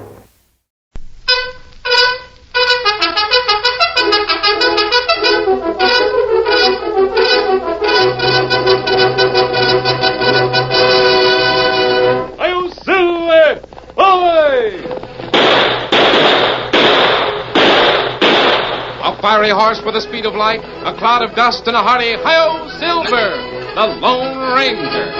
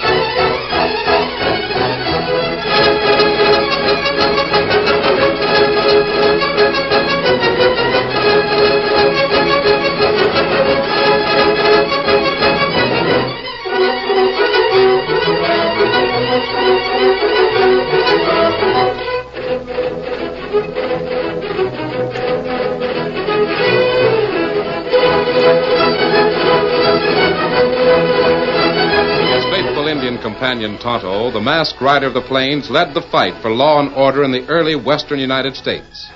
The stories of his strength and courage, his daring and resourcefulness have come down to us through the generations. And nowhere in the pages of history can one find a greater champion of justice. Return with us now to those thrilling days of yesteryear. From out of the past come the thundering hoofbeats of the great horse Silver. The Lone Ranger rides again. Come on, Silver! Faster, big fellow! I'll Silver! Away!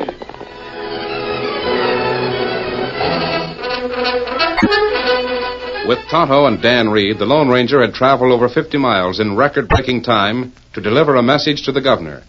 Then, with a man's freedom and perhaps his life at stake, the three riders had continued on to the prison with a pardon for Jim Loomis. Oh, Silver! Is this the prison? Steady, big fella. This is it, Dan. You and Tonto wait here for me. I'll be back as soon as I talk to the warden.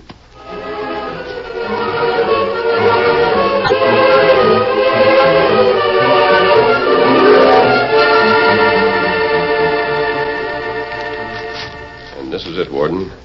The governor said to give it to you personally. Thanks. What? Well, this is a full pardon for Loomis. Jim Loomis. Yes, I know. But who are you? What's the mask for? I took a signed statement to the governor, a dying man's confession. That cleared Loomis. And I brought the pardon directly to you. I understand that. But who are you? A messenger. Yes, a messenger with good news for Jim Loomis. That is, I hope it's good news. He's been here for 10 years, hasn't he? And spent the first 5 of them protesting he was innocent. He was. Well, justice is sometimes blind. Warden, isn't Loomis still protesting his innocence? Life in this place changes the way a man lives and thinks. Yes, I know. The past 5 years, he hasn't had much to say. His wife's death was a pretty hard blow.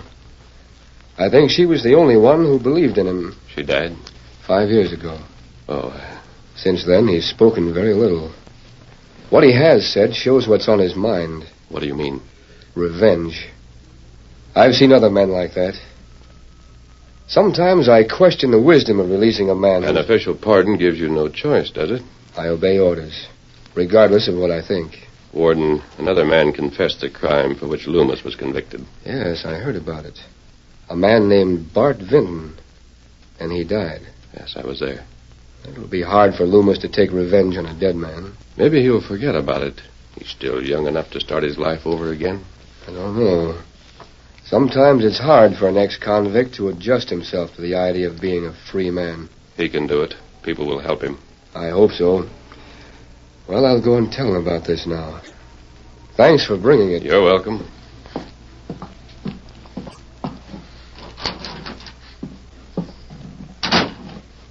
Pardon for Jim Loomis. Wonder what he'll say.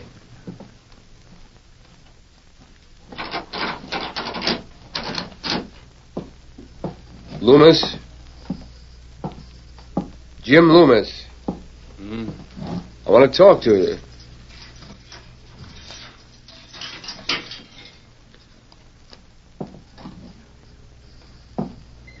Just as soon you didn't. I have some news for you, Jim. Come on into my office. I'm not interested in news. You'll want to hear this. Come on, Jim. That's an order. All right. Funny walking outside the cell. Ain't you afraid to take a chance with a dangerous killer like me? I know how you feel, Jim. Maybe you'll change your mind when you hear what I've got to say.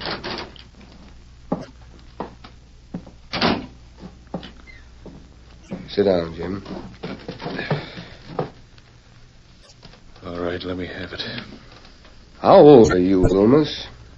A man of 50 is a lot younger. Well, let's see. You're not much past 30.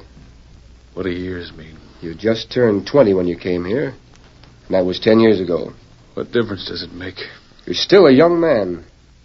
Lots of men don't really get started in life until they're older than you are. Yeah. I got started once. And what you did once, you can do again. In jail? You're not going to be in jail, Loomis. You're going free. What? Say that again. You're going free. I've just received a full pardon signed by the governor. I can't believe it. It's true. No, you're wrong. You must be. Killers don't go free. They stay in jail. They rot. I'm a killer. The law said so. The law proved it. Oh, wait a minute, Jim. I don't think you understand. I understand enough. I understand that this talk about me going free is some new kind of pressure you're putting on me, but someday I will get out of here. And when I do, I'll make Bart Vinton pay for it. Bart Vinton is dead. Dead? No. No, he can't be dead. Vinton's got to stay alive so he can be made to pay and suffer like I suffered for him. Bart tried to square things before he died. Signed a confession clearing you of all blame. When the governor saw that, he issued a pardon. Tried to square things. I suppose that brings my wife back. You'd better forget that revenge talk, Jim. It won't get you anything but a lot more trouble. Bart Vinton is dead. You're alive. You're young enough to make something of your life.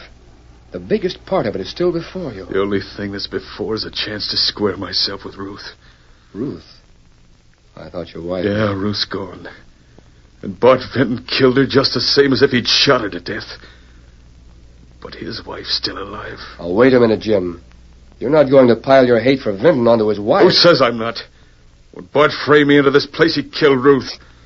Now, if I'm really free like you say, I'm going to be... Don't be a fool. You'll end up right back here. Or on the gallows. What do I care? I ain't got nothing to live for. If they hang me, I'll be with Ruth that much sooner. Oh, wait. Jim, is that pardon you were talking about the truth? Can I walk out of here now? Yes, Then I'm going. What I do from now on, Warden, is my own business.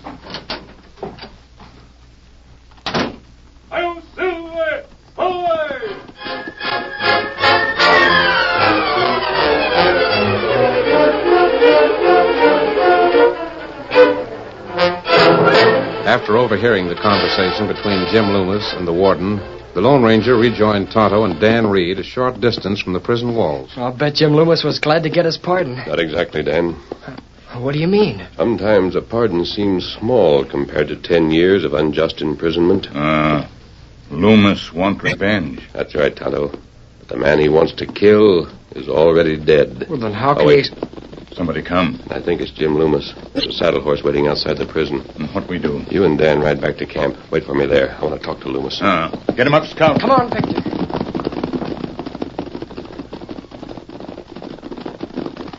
Wait just a minute. Whoa, you critter, whoa. What do you ask? I'd like to talk to you for a moment, Loomis. How do you know my name? You're heading for the town of Buckhorn, aren't you? What if I am? I don't need any masked outlaw to show me the road. I thought perhaps I could help you. I'm dealing my own hand, stranger, by myself. Now let go of that bridle so you I think Mrs. Vinton still lives where she did 10 years ago? What do you know about Bart Vinton's wife? Nothing. Listen, stranger. I just got out of that prison back there. I'm an ex-convict. I don't know how you found out my name or how you know so much about me, but I ain't anxious to palaver. Now let go of that bridle. It's quite possible that Mrs. Vinton has moved from Buckhorn.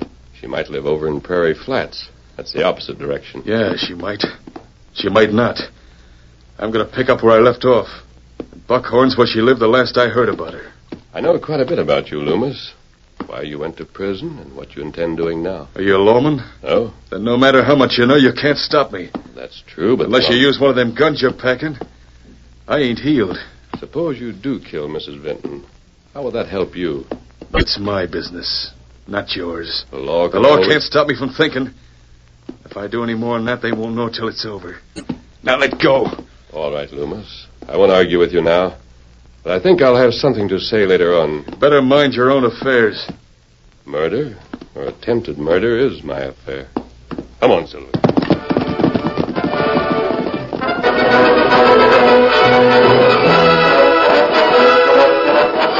masked man and his two friends broke camp and rode hard all night. By making use of back trail shortcuts, they arrived in the town of Buckhorn early the following morning. Do you know where Mrs. Vinton lives, Tonto? That house over there. Well, I'm going to talk to her. You and Dan better ride ahead and keep out of sight. Get him up, Scout. Come on, Victor. Oh, Silver. Oh, boy. Oh, steady. I'll be right back, big fellow.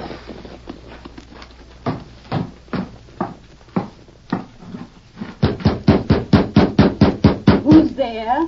I want to speak to you, Mrs. Vinton. Masked. Please don't be alarmed about the mask. I've come to help you, Mrs. Vinton. Help me? Do you know Jim Loomis? Loomis, I've never seen him, but I know who he is. Your husband knew him. Yes. Bart told me that... Told you what, Mrs. Loomis? Why, I don't know why I should be talking to you about Bart. Because Jim Loomis has just been released from prison. And I want to help you, if you'll let me. Bart's confession, it must have... That's right. It was his confession that gave the governor reason to pardon Jim Loomis. Unfortunately, it didn't change some of Loomis's plans. Now, will you let me help you? I don't know. Your husband must have known what might happen. He said Jim Loomis might come hunting for me. He's on his way here now. I don't think he's really a murderer, Mrs. Vinton, but he's being driven by the bitterness of 10 years of unfair punishment. I know it. It must be horrible Yes, it is. And as a result of it, your life's in danger. But what can I do? 2 things.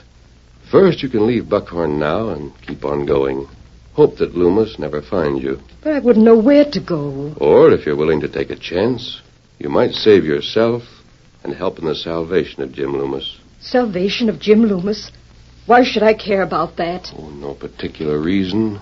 But if you can help someone else while you're helping yourself, why not do it? What do you mean? Jim Loomis is bitter about an unjust jail sentence. Bitter enough to commit murder. He might become an entirely different man if he could rid himself of that one obsession. You and I can help him. That's a strange way to talk. Is it wrong? Of course not, but... Say, who are you? Where are you from? Nowhere and everywhere. I've never... Wait a minute. Is that your horse out there, the white one? Yes. What's his name? I call my horse Silver. Silver? Jim Loomis will be here before nightfall. And I have a plan that may save both of you. Will you stay here and help me? Yes, I'll help you. If you're the one I think you are, you can count on me.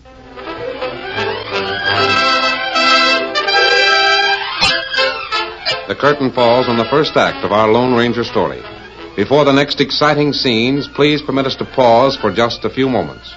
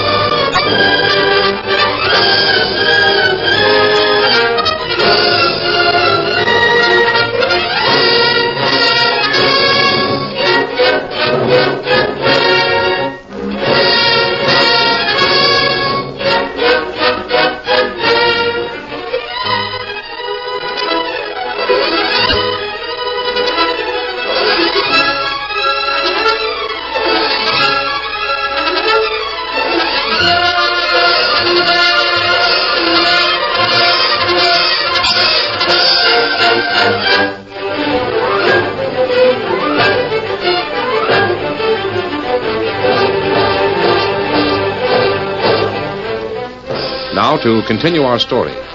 Shortly after sundown, Jim Loomis rode into the town of Buckhorn. In order to carry out his plan, the first thing he needed was a gun.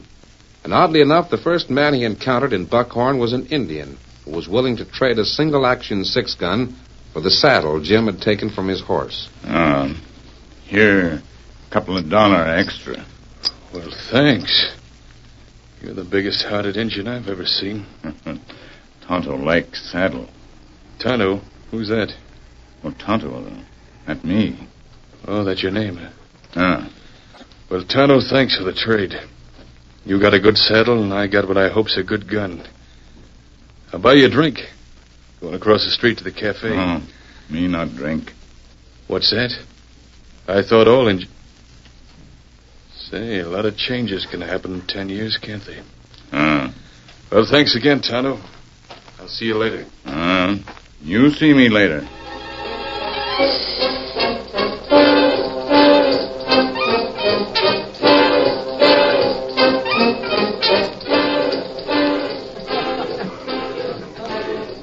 Here's your drink, stranger. Yeah, thanks. Say, bartender, how long you been around this town? 10, 12 years. Why? Remember a critter named Bart Vinton? Vinton? Well, sure I remember him. Did you know him? Well, everybody knew Bart. Lived here till he died a few days ago. He was planted right over on Boot Hill. Yeah? What kind of a gent was he? Well, everybody figured Bart was a right respectable critter up until the time he died. Then what happened? When he was cashing in, he confessed to an old crime. Seems that an innocent man was doing time for it. What did he say about this innocent man? Oh, nothing much. Guess he figured his confession would set the man free. Recollect the name of that man? Let me see. It was Jim something or other. Jim Loomis, that was it. Loomis. I'm sure that was it. Is Vinton's wife still living here in Buckhorn? Yeah. Lives in that little White House. First one when you come into town on the East Trail. Funny thing you asking about her. How's that? Well, you're the second hombre been in here today asking about Mrs. Vinton. Give me another drink. Oh, sure. Who was the first one? Oh, just a young kid. Sorry. Hey, let go of my hand. That ring you're wearing. Where'd you get it? Let go of my hand. You're either loco or drunk. Either one. This ring is mine. Give it to me. I'll give you a crack on the head with this bottle if you don't let go. This ring is mine. My daughter gave it to me. You're lying. Used to belong to Jim Loomis, and I'm taking it. Why, you... Better stand right where you are. My trigger finger's kind of itchy. The ring ain't worth shooting about. If you want to steal it... I ain't stealing. It's mine. My name happens to be Jim Loomis. Jim Loomis? I don't know how you got hold of it, but I'm going to find out. You're loco, Loomis. The sheriff's standing right back there by the poker table. All I have to do is yell. But you ain't going to yell. First time I've ever been robbed in my life. Stand back, all of you. I'll drill the first critter that goes for a gun. I only took what's legally mine. But if you want to argue about it, I'll pay off in lead. Sheriff! Hey, what's going on up here anyway? The hombre that just backed out of here was Jim Loomis. Loomis, are you sure? That's what he claimed. Stuck a shooting iron in my face and took my ring right off my finger. Sam, Pete, come here. Yeah, what is it, Sheriff? I want you men to come with me. We've got a polecat to run down. I think he's heading for the Vinton house. Yeah? What makes you think so? He asked me a lot of questions about Bart and how he died and all that. That was before he told me his name was Loomis. Come on, boys. Guess we won't need the horses, will we, Sheriff? Oh, the Vinton place ain't very far. I wonder if that critter knows the truth. If he really is Jim Loomis, he might... Yeah, there's bad blood there, all right. Sheriff, can I string along with you? Well, I guess so. Any reason why you want to get in? That kid of mine. She's down to Vinton Place. That's so? We'll soon find out. Hey, what's this? A masked man. The kid. You're the sheriff. That's no secret. What's the idea after coming? Jim Loomis. I'll be after you if you don't take off that mask. Loomis has gone toward the Vinton house. That's my business. Seems to me you're powerful nosy. I think I'll just I'd advise take you not to draw, Sheriff. I have all three of you covered. Well, of all the... They must be sidekicks of Loomis. They're all working together. We are working together, although Loomis doesn't know it. Look here. I don't know who you are, but you're meddling with the law, and My method is unusual, but I need your help. What are you trying to say? I want you to stay away from the Vinton house at least for the next few minutes. I'm the law in this town, stranger. No masked outlaws. I don't want to use these guns, but I will if it becomes necessary. You must be local. There's a murder and killer heading for a house where a defenseless woman is I know liable. all that. And my kid's there with him, my little girl. I know that, too. There'll be a double murder if that crazy No, Loomis... there won't. An Indian friend of mine is watching the Vinton house. If you've got this thing all figured out, why do you I want to prevent murder. I suggested to Mrs. Vinton that she ask the girl to stay with her. Sheriff, this hombre's plumb crazy. All right. You're holding the guns. What's your next move? We'll all move together. The only reason I'll use my guns is to be sure we move quietly. Do you agree, Sheriff? Play your string out, stranger. We'll see what happens. Good. Follow me.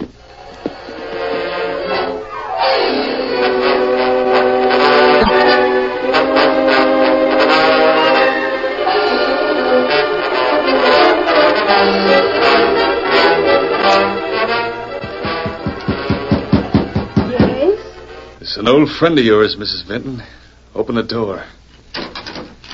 Who are... Better close the door. We can talk better inside. What do you want? I guess you don't remember me, Mrs. Vinton. No, The name's Loomis. Jim Loomis. Loomis? Oh, Kind of familiar, ain't it? No, all I know is that she used to be a friend of my husband's. Yeah, till he double-crossed me. Oh, but Bart made a mistake. He knew that, but he confessed everything before he died. I suppose you think that squared everything. Because he confessed. That doesn't make the 10 years in prison any less. That won't bring my wife back to life. I know. But what you don't know is this. A gun. Ruth died because that double-crossing husband of yours framed me. There's only one way to balance that. Bart ain't alive. So you're the next in line. So you're going to kill me? If it's the last thing I ever do. Well, I can't stop you. I wonder what Ruth would say if she could see what you're going to do. Ruth would be glad I'm squaring things. I didn't know your wife very well. She left town right after you went away. Yeah, that's what I heard. And then I lost track of her. She's dead now. That's the only thing that's important. But you're going to be the same way inside of the next 2 minutes. You know, you didn't surprise me coming here tonight. I've been expecting you. I've been waiting all day. You figured I was coming, and you waited? I had to. There's someone here with me. I couldn't leave. Someone? You ain't got the law. Oh, no, it's not the law. You wait, and I'll show you. Don't try any tricks, because I ain't in the mood. Come here, dear. Who's in that back room? Did you call me, Andy? Who's that? Hello. Who are you? Your niece, huh? What's the idea of bringing her out here? I just wanted you to know I wasn't alone. No, she ain't my niece. I wish she was. I don't get it. What's the idea? She's really an orphan. Some Indians found her a few years ago and brought her into town. We're wasting time. I don't care who this kid is or where she came from. I'm going to... The bartender at the cafe sort of adopted her, but she spends a lot of time here with me. Why don't you tell me who he is, Andy? Oh, just a man, dear. Someone who's going to send me on a long trip. Trip? Can I go with you? Well, that's up to him. Can I go with her? Will you let me go, too? Please? You're a queer young one. You don't know what you're talking about. Yes, I do. If my Andy's going on a trip, I want to go with her. I can't figure it out. Seems like I've seen you someplace before. Oh! What's wrong? He's wearing Daddy's ring. He must have stolen it. What? The ring you're wearing. It's the one I gave to Daddy. Well, she's right. Where'd you get that ring? Well, it's mine. Got it back tonight. After 10 years. Got my initials cut inside it. Found it on the bartender down at the cafe. You've got to give it back. It belongs to him. There's something about this kid. Her eyes, Hey, wait. Listen, little girl, you say this ring used to belong to you. Where'd you get it? Oh. Are you telling the truth? Why, sure I'm telling It sounds impossible, but... What? Well, the ring was hung around her neck when the Indians found her. And I gave it to my daddy last Christmas. Your daddy? She means Lem Loftus. She calls him Daddy. The ring must have belonged to her real father. No, Mama gave it to me before she went away. Good Lord. I could almost believe that... Oh, no, it can't be. Her eyes. They're almost like Ruth's eyes. Of course they're Ruth's eyes. Ruth's my name. Listen. Was your ma named Ruth? Yes. And your pa? I mean your real pa. Did she ever tell you anything about him? Nothing except... Except what? He was good and strong and brave. But he had to go away for a long time. How old are you? 9. Going on 10. Oh, Lord. Thank the Lord.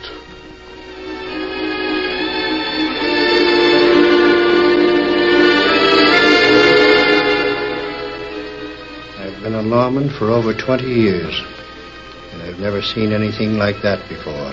When I asked Mrs. Vinton to get a child to stay with her, I didn't hope for this much. And it was all on account of that ring I was wearing. It was a big risk. Loomis might have used that gun before. No, there was no danger.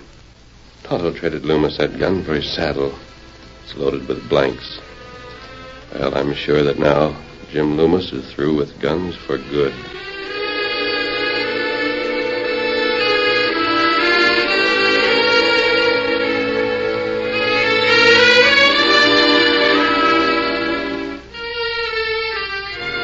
I'm going to try to do everything I can for you, Ruth. We'll show the whole world that your mama was right when she described your daddy. I like you. And I hope we'll be together always. We will be together. Because you're mine. My own baby girl. I'll Silver! Away!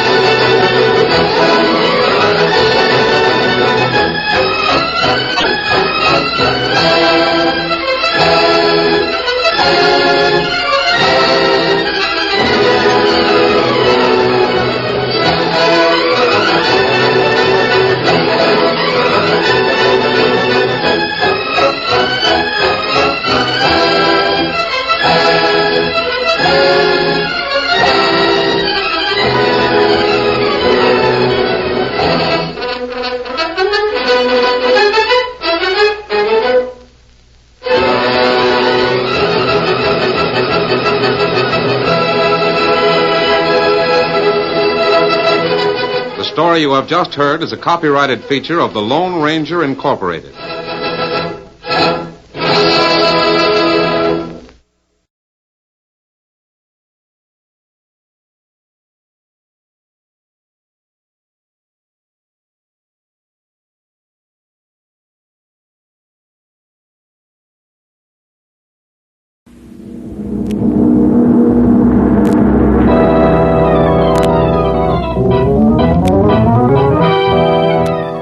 The Adventures of Jungle Jim.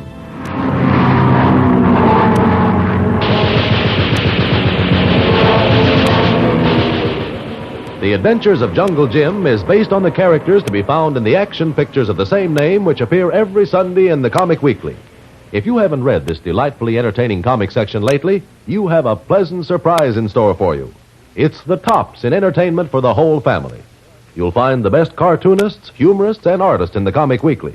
Such men as Percy Crosby, who does Skippy, Chick Young, who does the amusing marital adventures of Blondie, H.H. Nerr's perennial favorite, the Katzenjammer Kids, and Walt Disney's Star Grouch, the amusing Donald Duck, and a host of others.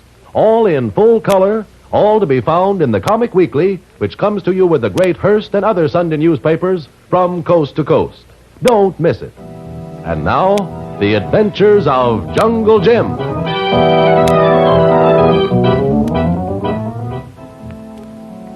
Jungle Jim Bradley and Kolu started out to drive to Knowlton, where Jim's old school, Grayson College, is located. Kolu thought that would be the perfect place for Jim to rest and recover from the effects of the gunshot wounds he acquired capturing 2 Nazi spies. Interrupted momentarily, Jim and Kolu have finally arrived in Knowlton. We find them staying in a little cottage overlooking the campus. Why, just look at that campus. Beautiful old trees and buildings. Why, it seems like another world, Kolu. It's a good place. Forget well quick. I feel better already. Tomorrow, I'm going to look up some of my old professors and call on Dean Willard. They'd be glad to see you again. If they remember me. After all, it's been quite a few years since I've been back here. Oh, they know you. You got big reputation. And they probably never heard about it. You don't know the place the way I do. It's so isolated from the rest of the world and so calm and peaceful. Why, the only things that are important here are the local happenings. Little school matters, Kolu. Why, they don't probably even know there's a war going on. But one Jim... Good Lord, what was that? Explosion. Look, it start fire there in that building. The chemistry lab. Tuan, if they not know about war, they make sounds like it. Come on, Colo. Looks like we're not going to wait tomorrow to pay calls. We're going to start right now.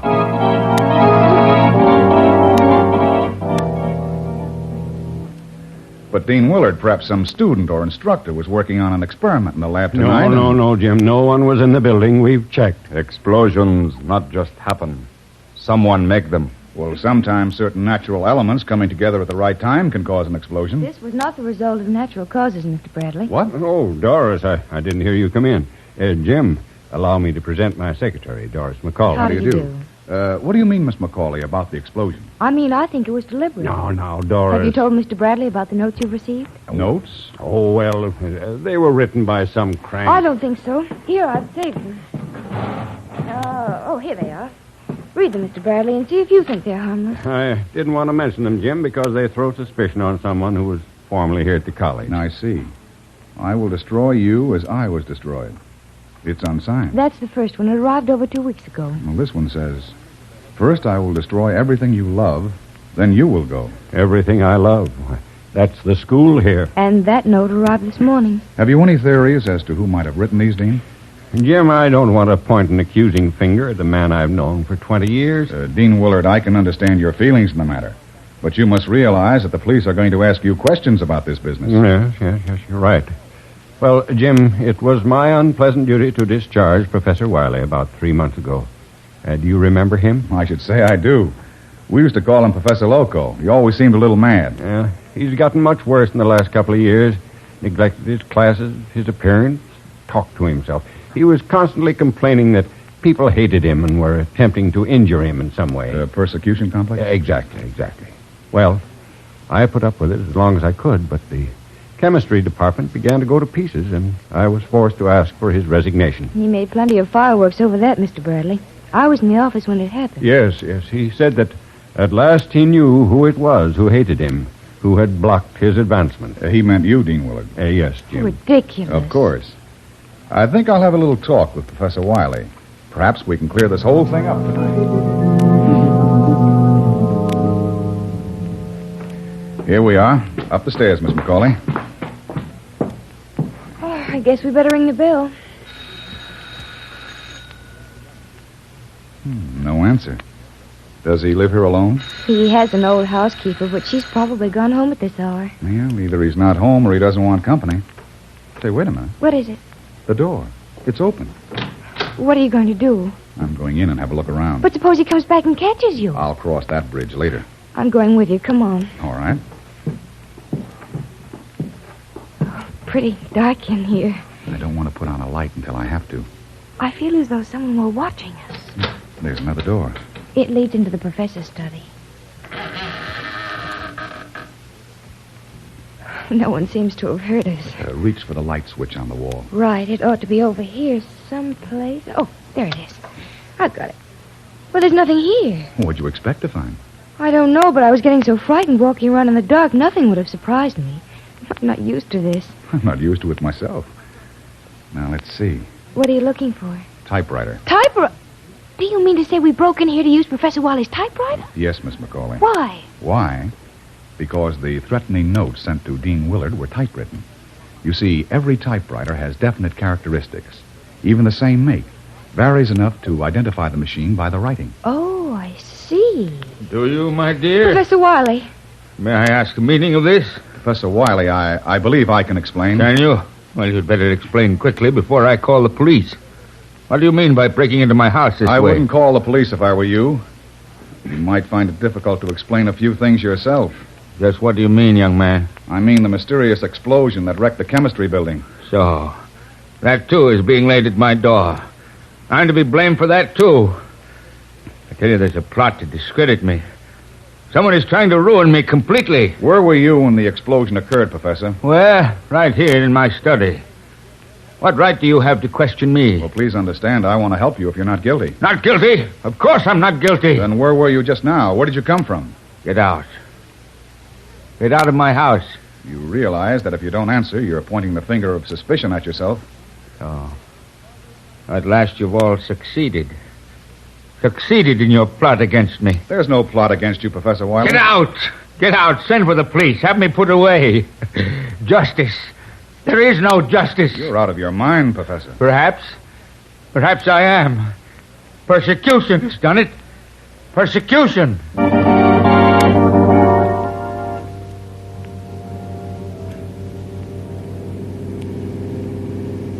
Do you think it was safe to leave him there, Mr. Bradley? What else could we do? Well, I don't know, but After all, we have no legal right to arrest him.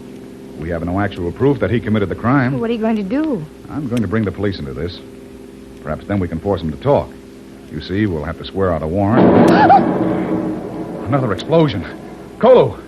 Yes, Tuan Jim? Turn around. We're going back and get Wiley. Warrant or no warrant?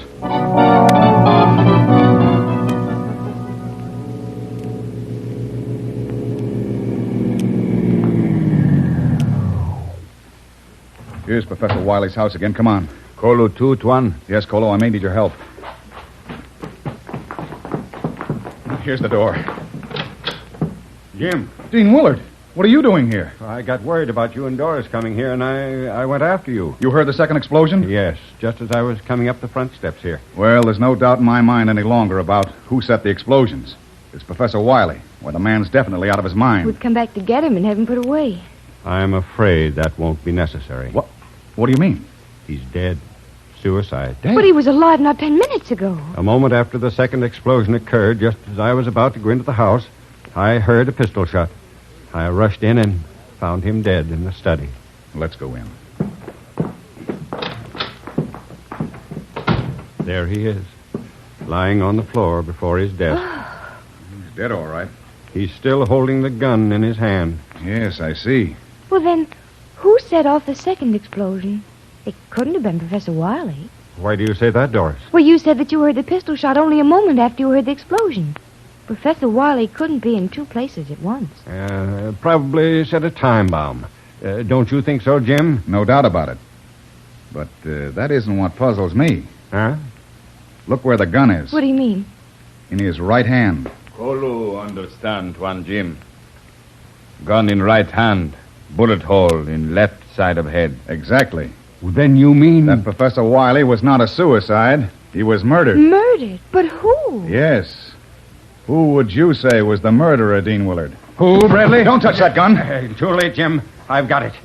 Now, one move out of any of you, and I'll shoot you the way I shot Wiley. Dean Willard. Yeah. Surprised, Doris? Yes, I killed Wiley, and I set off the two explosions. Yeah. Too bad you're so clever, Mr. Bradley. You almost spoiled a perfect crime. I have spoiled it, Dean Willard. You won't get away with this. I think I will, Jim. I think I will. Let's see. The time is now 11:57. I have exactly 3 minutes to talk to you. What do you mean? There's a time bomb under this house that will blow it to kingdom come at 12 midnight. Oh, no. Oh, yes. You see, I knew that Wiley had perfected the formula to harden steel beyond anything known today. There was a fortune in it, but Wiley, in his mad way, wasn't interested. I planned to get that formula for myself, and I've succeeded. But why did you blow up the chemistry lab and the science building? I was afraid that there might be some of Wiley's notes still around somewhere, and I was taking no chances. You made it appear as though Wiley had done it. Yes, Doris, with your unwitting help. Oh, what a fool I've been. What fools you've all been. Well, I must leave you now. In a little over a minute, this house will be demolished, and all my guilt with it. Goodbye, my friends. I'm so sorry to do this, but you are too clever. Yes, too clever to live. I'd like to say one thing before you leave, Dean Willard. Now, say it fast, Jim. You haven't long. Very well. Suppose I say it this way. Come on now. Cole, grab the gun. I got it. I have gun, Tuan Jim. Good, come on. We've got to get out of here. But Dean Willard. He's unconscious. I must have knocked him out when I jumped for him. I got him. Come, Tuan. Okay, come on.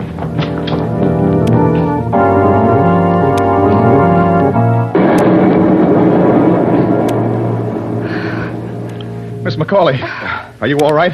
I'm all right, I think. Kolu, all right. Oh. He all right, too. This Dean Willard. Oh, that was just a little too close for comfort. What we do now, Tuan Jim? We're taking this man to the police and turning him in. Then? I don't know, Kolu. Kolu, no. We go back to city. We get placed near riveting machine and boiler factory and big noisy traffic corner. What are you talking about, Kolo? Nice quiet place, no good. Go back to nice noisy city, both get rest. Maybe you're right, Kolo. Maybe you're right.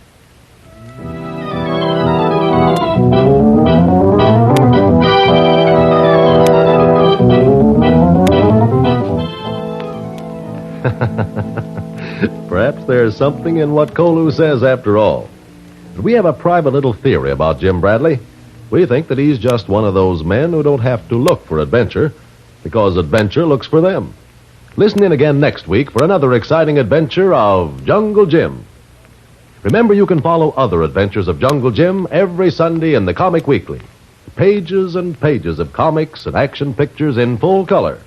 Join the 11 million adults and 6 million youngsters who look forward to Sunday reading for amusement and interest with the Comic Weekly. It comes to you with the great Hearst and other Sunday newspapers from coast to coast. Don't miss it.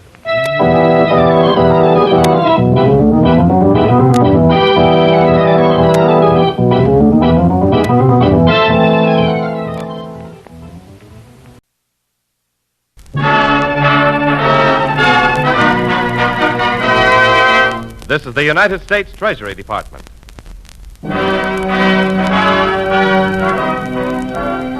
The Treasury Star Parade today brings you Frank Luther in a program of authentic Native American songs with David Brookman's orchestra and chorus. To every American with a job, and especially to every family with more than one member working, this is for you. More of that money belongs in war bonds. More of that extra money should be set aside every week in your payroll savings plan for buying war bonds. Figure out how much more yourself. The difference between what it costs you to live and what your family is now earning is exactly how much you should be putting aside every week for war bonds, your tools to help win this war, your insurance of a prosperous peace. So serve and save with war bonds.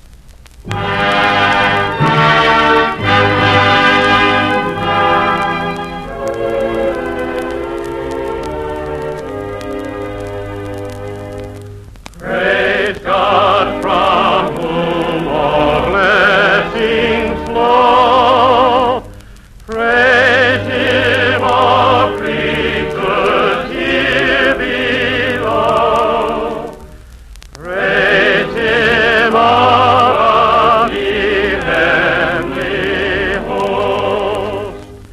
Praise Father, Son, and Holy Ghost. Praise God from whom all blessings flow. For over 300 years, that hymn has risen from the faithful hearts of people of America. Since the beginning, Americans have been believers. Since the beginning, Americans have sung their songs, and those songs, like the spirit they express, are immortal. Those songs live with us today. They are a part of us. They are our heritage from the past and our legacy to the future. Praise God from whom all blessings flow. The singers of Pilgrim days are gone, but their song remains. The words are different, but the spirit in which they sang their words was the same as ours today. Time cannot change that. You've heard how we sing this great hymn. How did they sing it long ago? Or was it yesterday?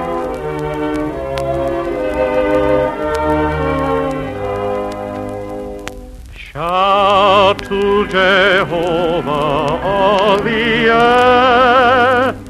Serve ye Jehovah with gladness.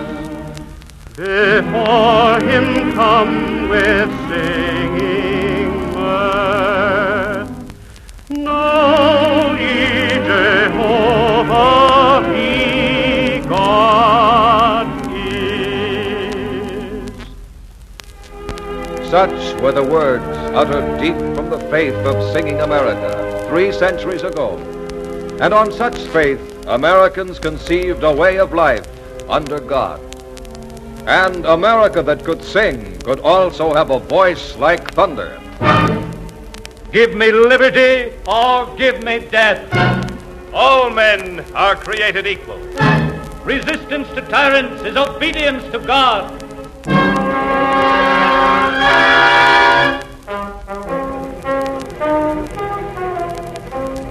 Resistance to tyrants is obedience to God. That was the temper of a free America that bowed humbly to the one Prince of all creation and to no other. Exactly 100 years ago, a mighty song sprang from that spirit of freedom. Our song now, a song of our posterity. This is it. Oh, Columbia, the gem of the ocean, the home of the brave and the free, the shrine of each patriot's devotion, the world offers homage to thee. Thy mandates make heroes assemble when liberty's form stands in view. Thy banners make tyranny tremble when borne by the red, white, and blue. When borne by the red, white, and blue. When borne by the red, white, and blue. Thy banners make tyranny tremble when borne by the red, white, and blue. America was strong, and it sang also in the moonlight, beside the cradle, behind the plow. For being strong in soul as in body, it could be safe for the kindly ways of life. But come now to heartbreak time. Come to Robert E. Lee's sad hour of decision, to Abe Lincoln's, to all Americans. And even in the midst of the deep tragedy of the war between the states, our soldiers sang. North and South the men made music, for music and America were inseparable. Mine eyes have seen the glory of the coming of the Lord. Hurrah for the bonny blue flag that bears a single star. Sleep today, O early fallen, in thy green and narrow bed. We're tenting tonight. There's a church in the valley by the wildwood. We're tenting tonight, tenting tonight. Tenting on the old campground. And weary fighters, spent and homesick, made words for their own bugle calls. For all these, blue and gray, were Americans, young and hot, and with the gift of song. Frank Luther plays and sings the soldiers' own familiar words to American bugle calls.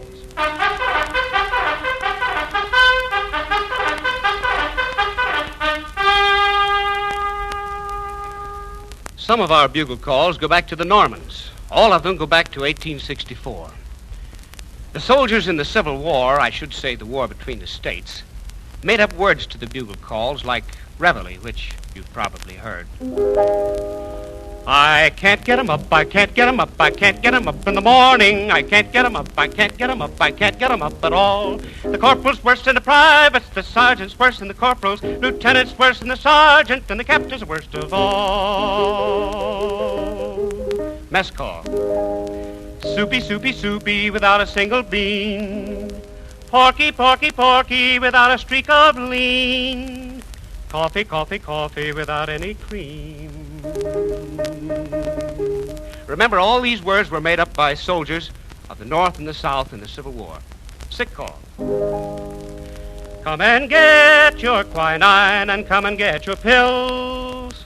Come and get your quinine and cure all your ills. Come get your pills. I don't suppose stable call is heard much in the Army anymore, unless they blow stable call for the tanks. But this is the way they sang the stable call back in 1862. Come off to the stable, all you who are able, and feed your horses some oats and some corn. For if you don't do it, your colonel will know it. And you will rue it as sure as you're born. They tell me that a Northern officer about 1863 composed taps. In any event, it's certainly one of the most beautiful things ever written. And it has a very special meaning for every one of us, for you and for me. Let's sing it together. Fading light dims the sight, and and a star gems the sky, gleaming bright. From afar, drawing nigh, comes the night.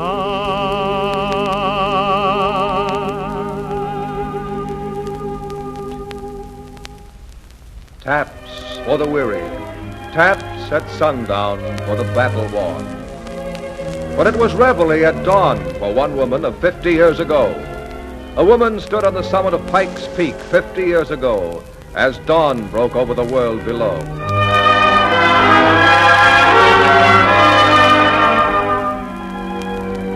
Dawn. And this is America under the morning light, under the power and the majesty of God.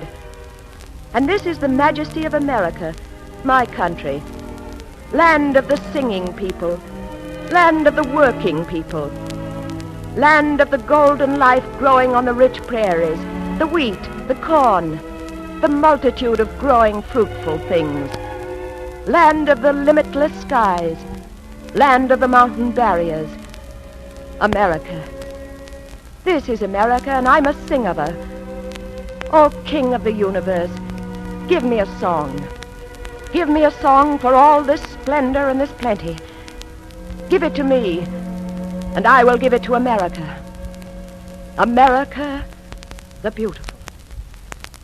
Oh, beautiful, for spacious skies, for amber waves of grain, for purple mountain majesties above the fruited plain. America, America, God shed his grace on thee and crown thy good with brotherhood from sea to shining sea. America, America, God shed his grace on thee and crown thy good with brotherhood from sea to shining sea. These are the songs of America. Take them, the people's songs, close to you. Warm them with your hearts. They are yours, inherited from our great past, yours to keep and then rededicate to our great future.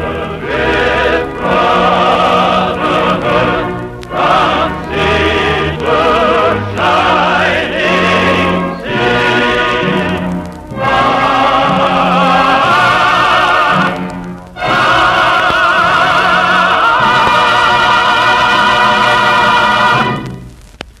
America the beautiful, your country and mine.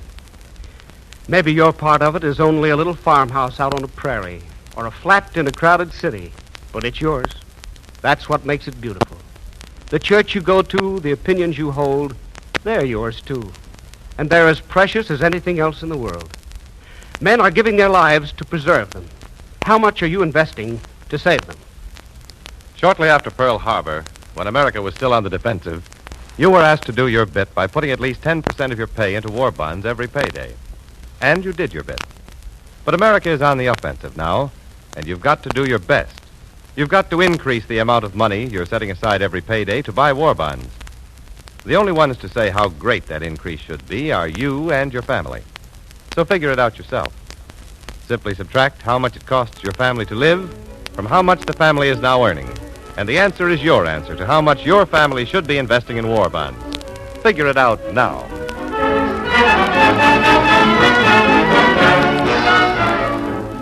The United States Treasury Department wishes to thank Frank Luther and the other distinguished artists for their participation on this program, as well as this station for the use of its facilities. The orchestra and chorus were under the direction of David Brookman. The script was written by Milton Geiger. Additional writing was by Thelma Ritter and Joseph Moran. This especially transcribed program was directed by Henry P. Hayward. This is James Wallington suggesting that you check the radio column of your local newspaper and tune in the Treasury Star Parade.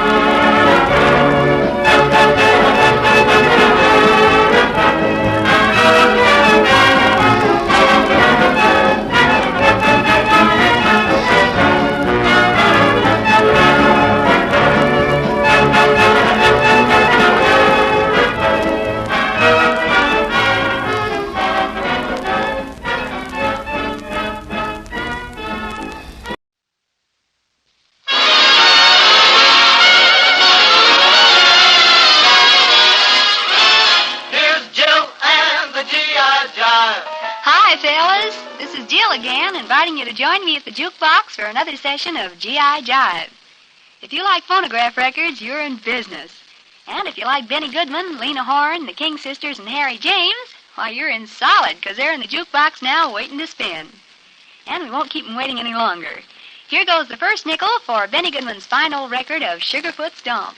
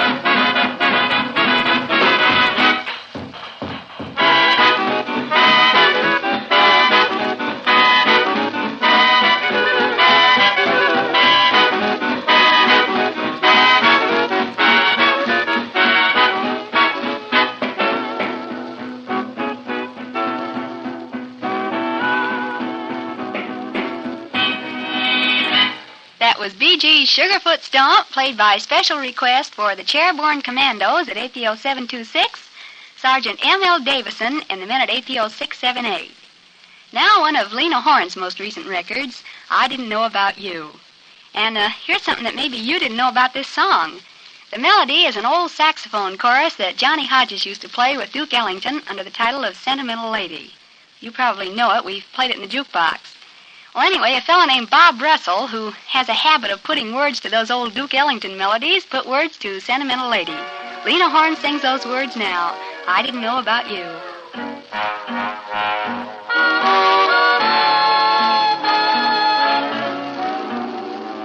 I ran around with my own little crowd.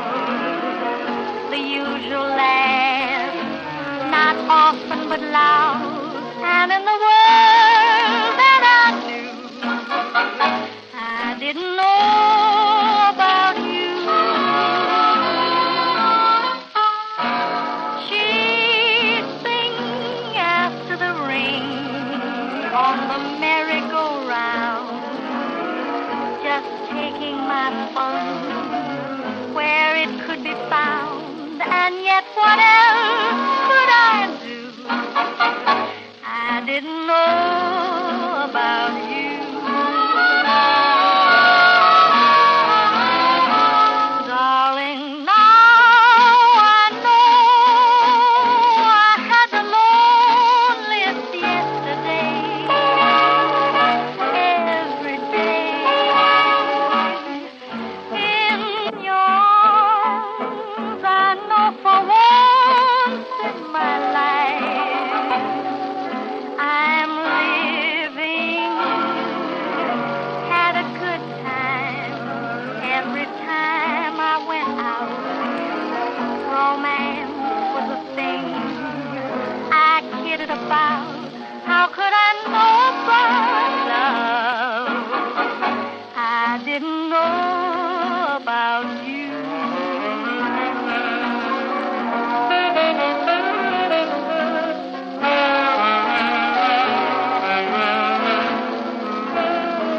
Darling, now I know I had the loneliest yesterday. Every day in your arms, I know for once in my life I'm living.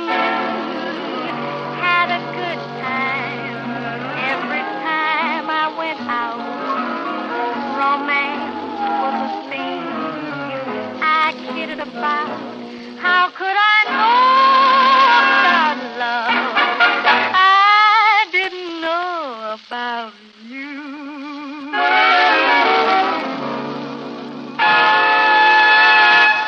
Now, all of you who hail from Jersey, say here. Okay, Jersey, the King sisters are about to come on with that old Jersey bounce. And they're doing it especially for Sergeant Charles Lazarus at APO 600, Sergeant Stanley A. Phillips and the gang at APO 986, all of you men in the artillery, and of course for all of you who hail from Jersey. Here it is, the Jersey bounce.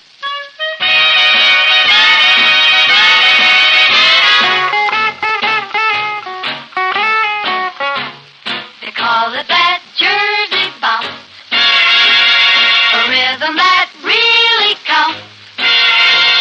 The temperature always mounts whenever they play the funny rhythm they play. It started on Journal Square, and somebody heard it there. They put it right on the air, and now you hear it everywhere. Uptown gave it new lift. Downtown added some twist. No town makes it sound the same as where it came from. So if you don't feel so hot, go out to some Jersey spot. And whether you're hep or not, the Jersey bounce will make you sweet.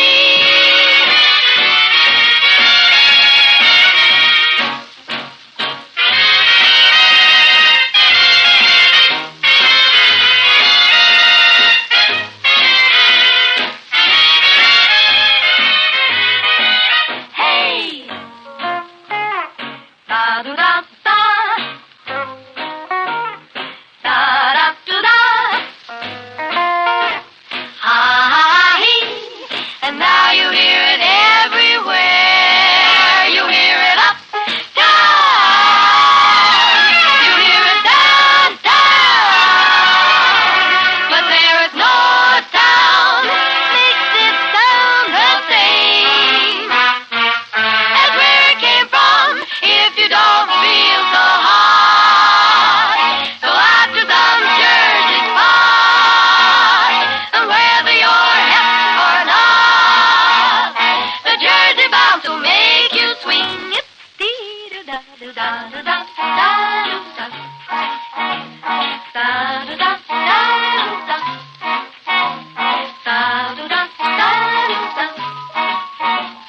The Jersey bounce will make you swing. And that was the Four Kings with the Jersey Bounce, which brings us to our daily routine on the request situation. The AEF jukebox is stocked completely with the records you all asked for, so let me know what you want by dropping me a V-mail in care of GI Jive, Armed Forces Radio, Los Angeles, USA. And be sure to use V-mail if you can, fellas. Gets here a lot faster, and it saves a lot of shipping space for vital war materials. Okay, Harry James takes over for the next 3 minutes and 10 seconds for Warrant Officers Jackson, Planch, and Telling of the Royal Canadian Air Force, S.B. Parker and the Seabees. My favorite record right now, I'm Beginning to See the Light.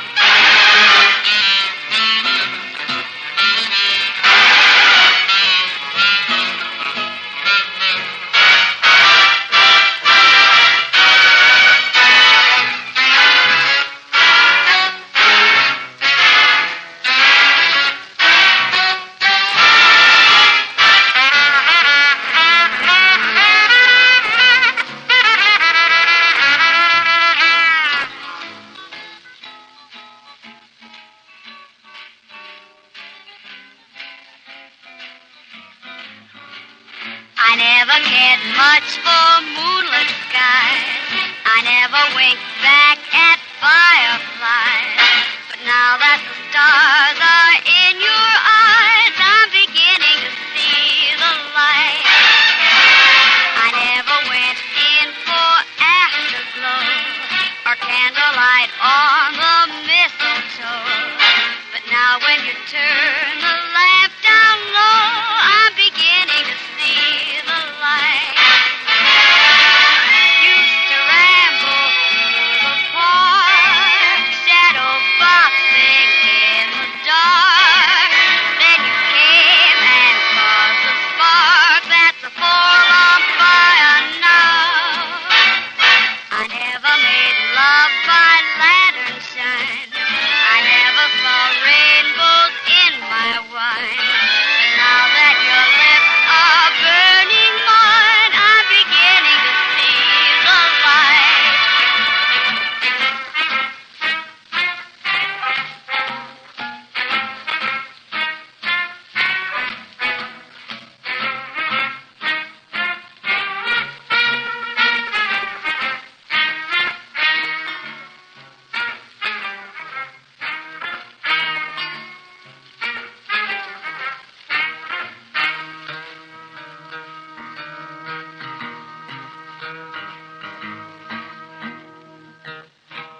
And it's sign-off time. But we'll be signing on come next GI Jive time. I hope you'll be on the beam then. Until then, this is your GI Gal Jill saying good morning, good afternoon, and good night.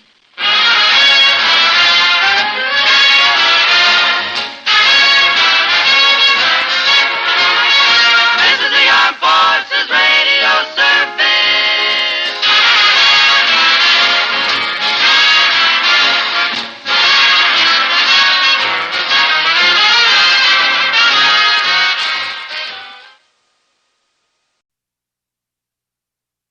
Good afternoon, ladies and gentlemen. Each Saturday at this same time, the National Broadcasting Company presents Morgan Beatty's War Telescope, a review of the war week and a forecast of possible developments to come. Morgan Beatty is NBC's veteran war reporter in the British capital, and so for his regular Saturday report, we take you now to London. This is Morgan Beatty looking at the 195th week of war through the War Telescope. This was the week of decision. Russia, China, Britain, and our own United States reached the crossroads of war and confirmed their determination to walk down the dangerous highway together, for better or for worse. A single sentence of decision, 22 words, comes to us from President Roosevelt after the United Nations have won 2 major victories at Stalingrad and in Tunisia. We don't like to remind ourselves, but it is a fact, that the enemy has won more and greater military victories. 3 years ago today, the big and little boats of Englishmen began to shuttle back and forth across the Channel, bringing back a pitiful burden of war from Dunkirk. Above these plain Englishmen, the RAF fighters roared in protection. College men, professional airmen, titled youth, proved that you can't win without local mastery of the air, and Spitfire and Hurricane became household words. Thus it was that hundreds of thousands were rescued from the beaches of Dunkirk instead of the few. The plain people of Britain managed a miracle of heroism, but it was a defeat. The Germans had slammed shut the door on Europe. All that followed in France and the Balkans was merely the cleanup, confirmation. So it was that the people of Britain learned that disaster is born out of mistakes of the past, blunders that, one by one, exposed the heart of an empire to the guns of the enemy. Just about then, we Americans began to stir uneasily. Early in June 1940, Congress took up a vague new defense bill designed to raise a few $100 more million for ships and guns. The president asked for the right to call out the National Guard, to train the youth of America for service in industry and in the Army and Navy and Air Force. Wendell Willkie, then a candidate for president, urged all possible help for the Allies short of troops. He called Britain and France America's first line of defense. Even Senator Arthur Vandenberg of Michigan, often labeled isolationist, advocated all possible aid to the Allies. We now know how puny were our plans then, how low our sights. We know now that modern war is not only a ghastly business, but a big business, bigger than any big business ever known. But even in 1941 in Britain, and yes, in America, there were men who understood the art of modern war, professional soldiers and sailors and airmen, for the most part, who knew what combined operations meant, who knew about tank warfare and air cover. But these men were pitifully few. We needed millions. How is it then that in 2 short years or 3, we've created a gigantic war corporation, United Nations Incorporated? How is it that we've convinced the enemy at last that his head start has not guaranteed victory? How is it that the enemy's favorite weapon, the airplane, is now our weapon? And what gives us our steady confidence within 3 short years of Dunkirk? First and foremost, it's our hard professional corps of soldiers, the few who had spent their lives in the profession so many of us despise. You run into these men over here in England, Poles, Czechs, Englishmen, Americans, and you can spot them a block away. Such men, for example, is Colonel Frank S. Ross, the transportation genius of the United States Army in this theater. It's a man like Colonel Ross who understands the complexities of war transport, who tells you that the trouble with a cargo is that it can't talk back when you set it down in the wrong place. But there weren't enough of these hard-boiled professionals in the British and American armies. Some weeks ago, a famous neutral diplomat here in London told me he didn't think too much of Allied chances in North Africa, even though he hoped for our success. The German officers, all of them are professionals, he said. Yours are businessmen with gold-rimmed glasses. They can't learn the art of war overnight. But thank heaven this diplomat had misjudged our businessmen and engineers and scientists. But perhaps you, too, would like some proof, would prefer a closer look to see how an American civilian fits his uniform under the watchful eye of the professional few. Colonel Sidney H. Bingham of New York, USA, is one of these men, and he's right here in London. He's typical of most commuters, even to gold-rimmed glasses. He's chief of military railways for our Army in the European theater. But we must admit that Sid Bingham's got the jump on most of us. All his life, he's made trouble his business. In his youth, he was a master engineer in the First World War in France. Then he plunged into an engineering career with the New York subway system. Ultimately, he became the line's troubleshooting ace. It was Sid Bingham in peacetime who sat under the underground control center in Grand Central Station waiting for trouble. And when trouble came, it was Sid Bingham who told everybody what to do and how to do it. Sid Bingham has acquired a sixth sense about trouble. 3 years before this war started, he convinced his wife and his adolescent son that the younger Bingham should abandon his plans to study peacetime engineering and go to a military school, the Citadel, in Charleston, South Carolina. The lad ranks high in his class, by the way, and he graduates next year. But when war came, the elder Bingham joined up again, and our professional soldiers sent him to the European Theater of Operations, as we've said, as chief of military railways. You see, the British haven't got the manpower to handle all our freight and troop movements as well as their own. So Sid Bingham runs our trains. Then there are other little tasks, such as getting together the trains that one day will run over the tracks of European lines. We can expect the enemy, to destroy most of these lines, so we're planning skeleton railway systems to carry the burden of supply for our own armies and food for the people of Europe. For this service, Sid Bingham has developed what he calls the breakdown lorry. It's a 10-ton truck designed to take the place of a railroad wrecker train in emergency. It'll run on the roughest highways, in between blown-up sections of railroad. It's compact, Pullman style, and the equipment is designed in small packages so that 2 men can handle it if necessary. And the Bingham lorry, as they call it in Africa, can do anything a big work train can do except lift an engine back on the track. The British Army has adopted the lorry as standard equipment. Then there's that matter of the ambulance trains. The British had bitter experience with them in France before Dunkirk. They learned, for example, that ambulance trains froze up in cold weather when the engine was disconnected. They were not satisfied with train design, either. They were wasting space wounded soldiers could be using. Our own Army doctors pooled facilities with the British, and they wanted improvements, too. Better sterilization, more toilets, better facilities generally on ambulance trains. But how to get them, that was the question. Colonel Frank Ross said it was easy. Get Sid Bingham. But what does he know about hospital service and medicine, came back the query. Nothing at all, was the bland reply. But Sid Bingham can perform miracles with anything that runs on wheels. So they put him to work, and in no time at all, he was drawing doodads on his desk. The old ambulance trains had 2 kitchens, one for the train staff and a liquid diet kitchen for the wounded. Sid Bingham remembered one night 8 years ago in peacetime. His wife was, still is, by the way, chief assistant to the president of Kraft, the New York restaurant chain. She needed a compact cooking range for special diets. Women were dieting a lot in those days, too. But this range had to pack into a small space. So 8 years ago, engineer Bingham sat down and designed a stove to cook liquid diets on top and roasts underneath. And it all came back to Colonel Bingham at his London desk. A single 6-hole range would solve the feeding problem on the ambulance train. And today, all standard British-American hospital trains have a single kitchen. The hospital trains operating in invasion countries, therefore, will be able to take care of more wounded men. Then Sid Bingham ringed up a diesel boiler commonly used in British laundries. He spotted a car position for this laundry contraption, and now Allied ambulance trains have easy, steady heat, engine or no engine. And Sid Bingham engineered shower baths into ambulance trains without losing space. He added a mechanical sterilizer to every car to prevent the possible spread of infection.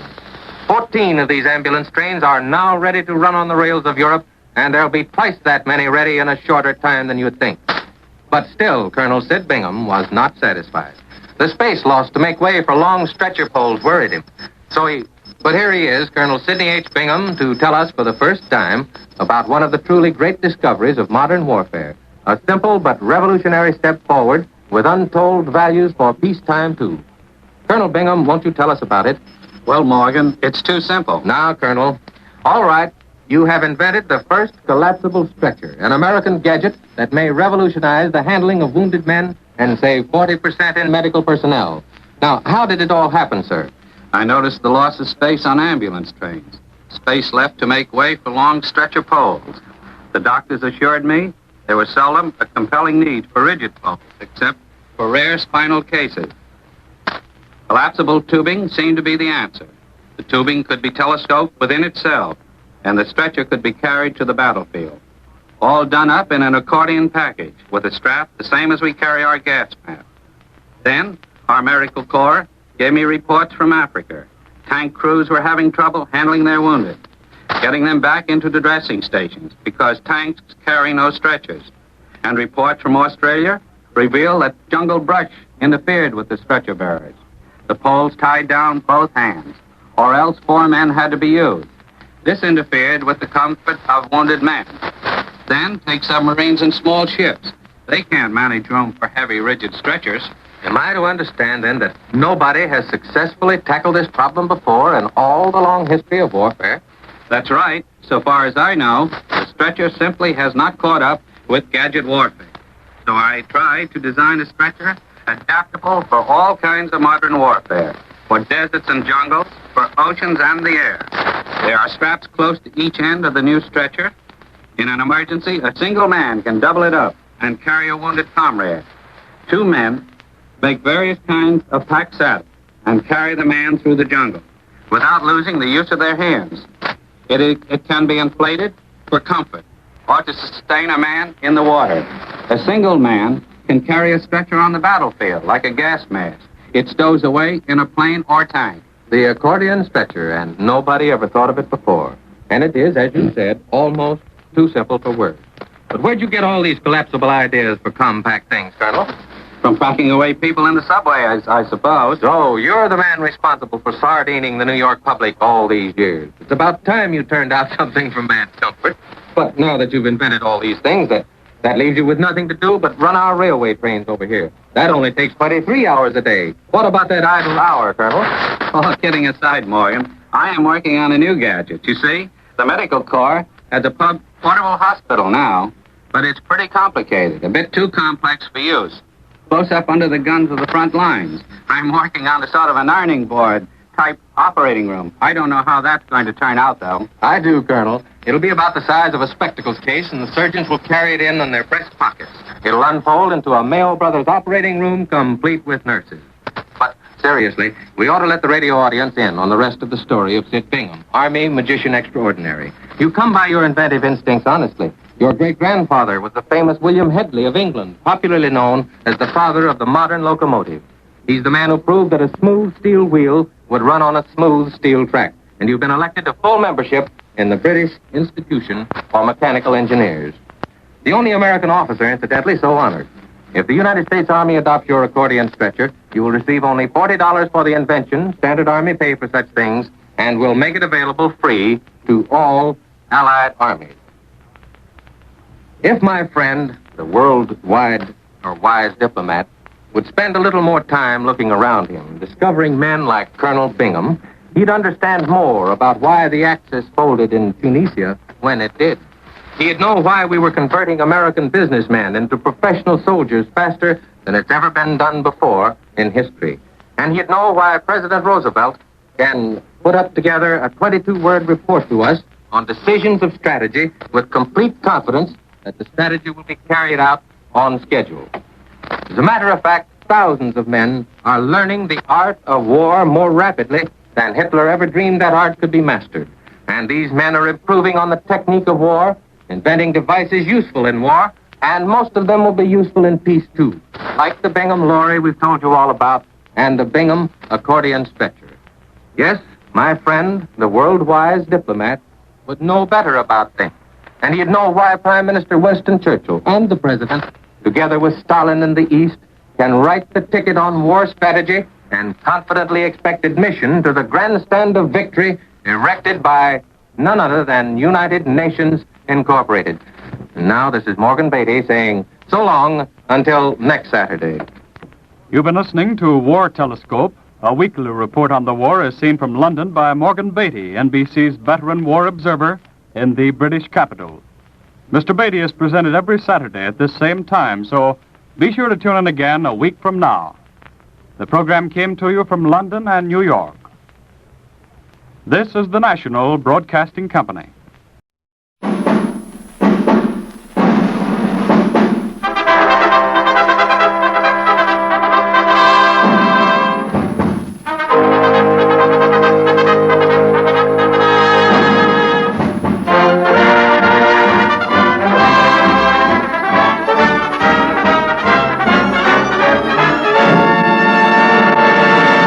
Performance USA, the greatest entertainers in America, is requested by you, the fighting men of the United States Armed Forces throughout the world. Command Performance, presented this week and every week till it's over there.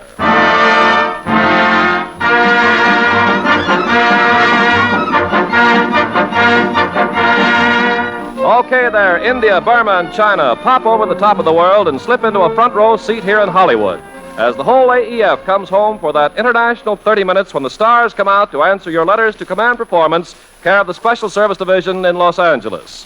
Whenever the navigator looks at the heavens, he looks for the guiding star. Some call it the lode star. But navigator or tank buster, get a load of the star who's guiding your big show during this next half hour. Your mistress of ceremonies, lovely Ginny Sims.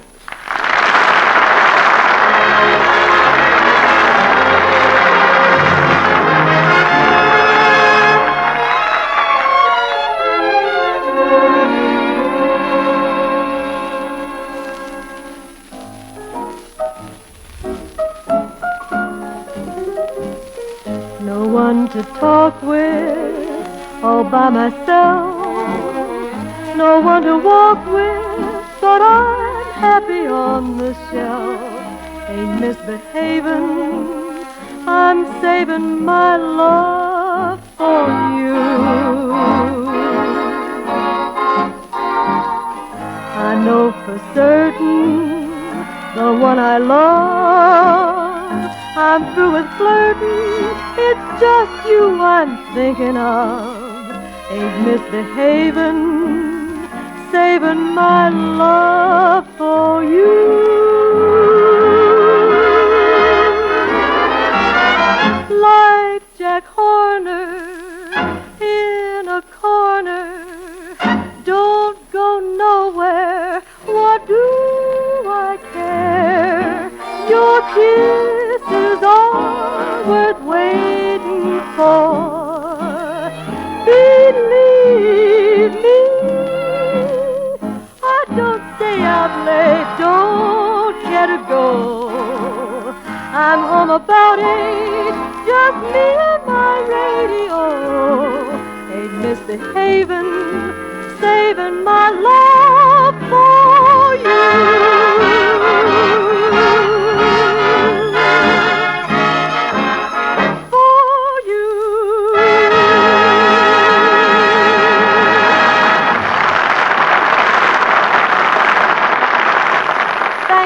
Thank you very much. Hello again, fellas.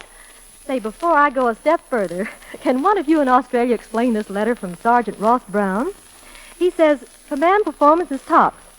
I can understand that language all right, but he calls me Dinky D.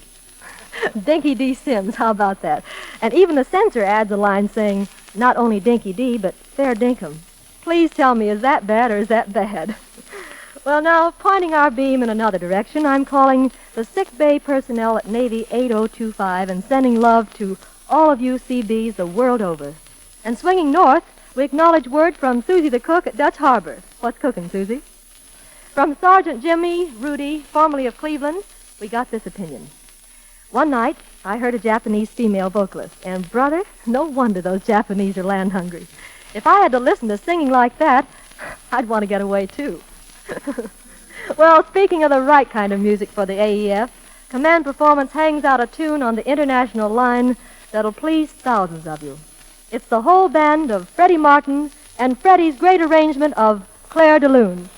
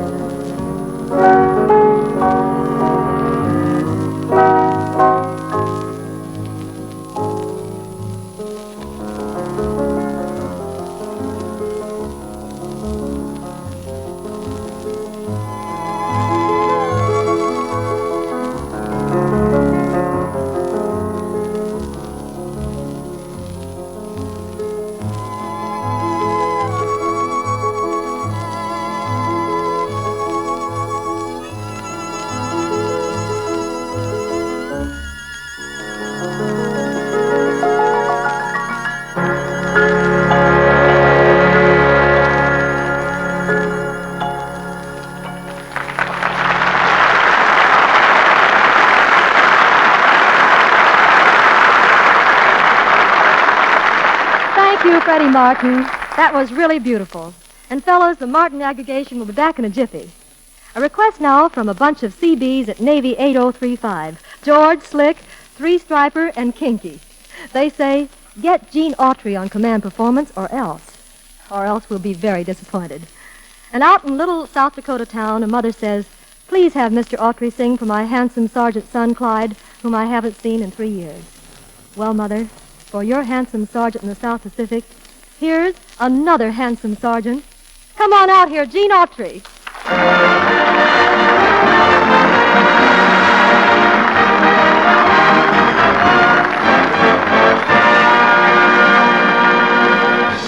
Sergeant Autry, welcome to Command Performance. Okay, Jenny.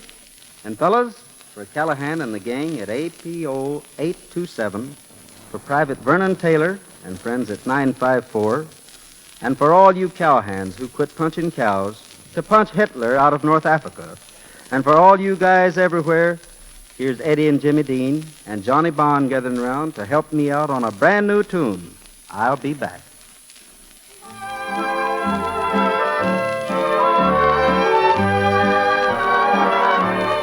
I'll be back just because I know you'll be here. There is nothing for you to fear while we're apart. I'll be back when the skies are all clear again, and I'll start life anew again with you, sweetheart.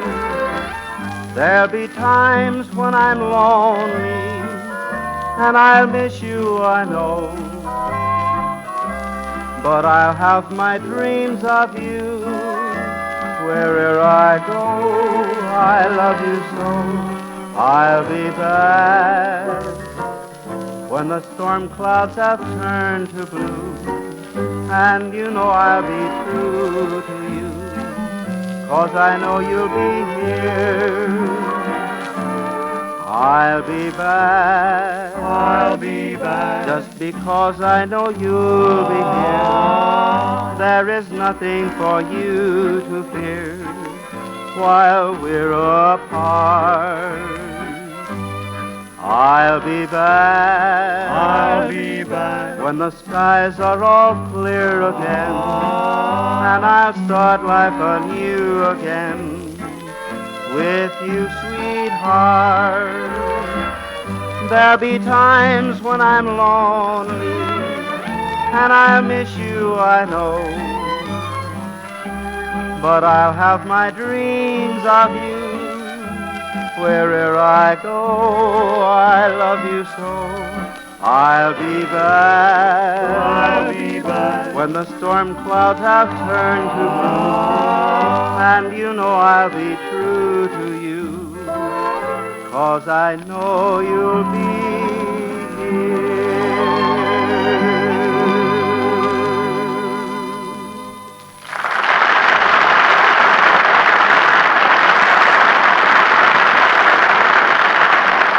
Thank you, Sergeant Gene Autry. Well, when Pat O'Malley, the Lancashire lad, answered some command performance mail a few weeks ago, he only got himself in deeper. For at 980, the McGuires, the Cramptons, the O'Tooles, the O'Rourkes have started a Pat O'Malley Club. The idea being for Pat to tell one of his famous stories on command performance so that the 980 boys can copy it down and have a Lancashire little theater night. Well, one of those little Herbert stories, Madge O'Malley at the piano, and the Lancashire lad, Pat O'Malley.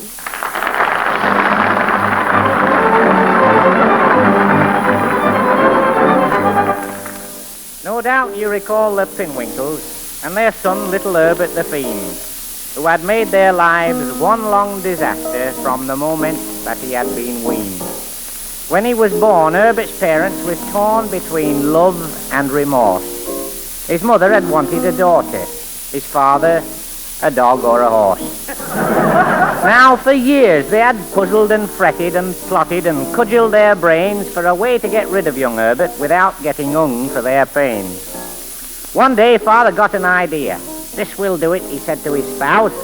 "I've arrived at the answer to all of our prayers. how to get rid of Herbert, our son. They're building a dam in the valley with high-tension wires all about. And if Herbert should happen to grab one of them, it will jolt him to jelly, no doubt. So they packed up a neat picnic luncheon, and they sang when they thought of the fun. And they took with them a second-hand blanket to wrap Herbert up in when done. Then they made him drink plenty of water and filled up his pockets with steel. And to make doubly sure, they got both of his shoes and pried off the thick rubber heel. Now, here's a nice place for a picnic, said Father, as he laid the lunch down on the ground in the shade of a tall sort of a Ellington tower with a high, heavy fence all around. Then he picked up an orange and tossed it. Hey, catch that, young Herbert, he said. But instead of it landing in young Herbert's hands, it went over the fence top instead. Young Herbert climbed inside the enclosure and found the orange without much ado. Then his eye spied a bright, shiny handle, and he thought, I'll take that along too. So, boy-like, he reached out and grabbed it. For a moment, excitement was tense. Father said as he saw Herbert lashing about, well, I hope he don't ruin the fence. There was flashes of lightning and thunder, and crackling noises were heard. Then something gave way, and Herbert flew through the air and lit at their feet like a bird. Well, they wrapped Herbert up in a blanket and hurried him home right away. Pa said, well, there's one consolation. We'll have no more insurance to pay. But when they untangled the blanket and rolled Herbert out from beneath, he was happy and gay and bright as a jay, and was lighting cigars on his teeth. Well, old Pinwinkle was disappointed, but he wasn't the one to be beat. He says, Mother, I've got a Gradley idea. We'll use him for power and heat. So they rented Herb out to the neighbors at 1 shilling per kilowatt hour. Some used him for vacuum cleaning, some used him for light, some for power. Now, he'd a gap in his front teeth, had Herbert, and by shoving a plug in between, you could fry up an egg, or make buttered toast, or run a large washing machine. And by sticking a plug in his nostril, he'd keep ice boxes cold as a tomb. And by sticking a light bulb most any old place, he'd light up a conference room. Well, the Pinwinkles both was delighted, and the money was coming in fast. Then one day it happened. Pa said with a sigh, I knew it were too good to last. A movie star came to the village to pose for the cinema news. They wanted her picture with Herbert's, so she kissed him and blew out his fuse.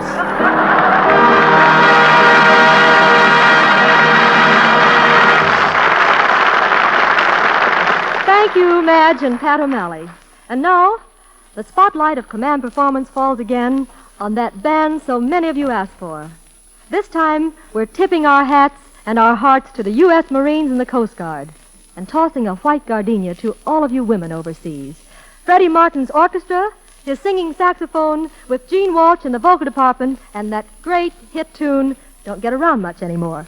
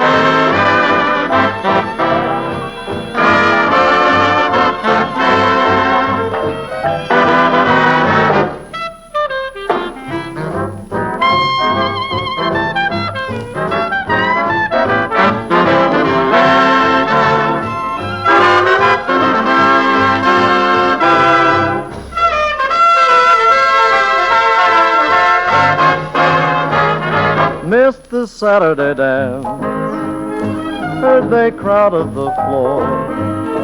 Couldn't bear it without you, don't get around much anymore. Thought I'd visit the club, I got as far as the door. They'd have asked me about you, don't get around much anymore.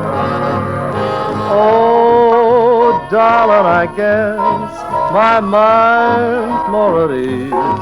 But nevertheless, why stir up memories? Been invited on days might have gone, but what for? Awfully different without you. Don't get around much anymore.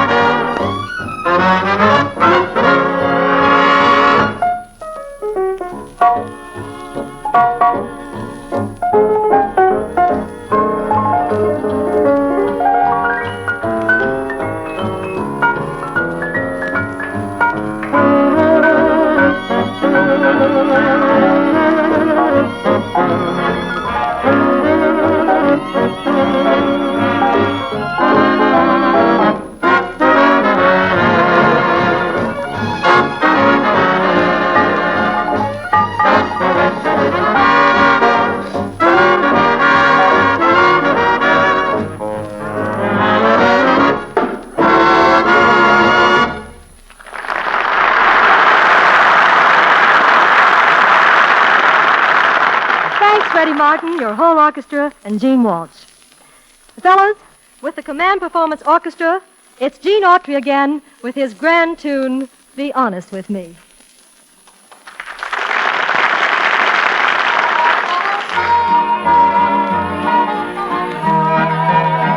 Be honest with me, dear, whatever you do.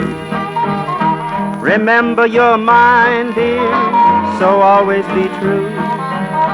Wherever you wander, on land or on sea, if you really love me, be honest with me. My poor heart would break, dear, if you were untrue. Asleep or awake, dear, I dream about you. Oh, you are my darling, you're all that I see. If you really love me, be honest with me. Someday I'll return, dear, and I'll make you my own. And how I will yearn, dear, when I'm all alone. I'll never forget, dear, your sweet memory. If you really love me, be honest with me. Be honest with me, dear, whatever you do. Remember you're mine, dear, so always be true. Wherever you wander, on land or on sea, if you really love me, be honest with me.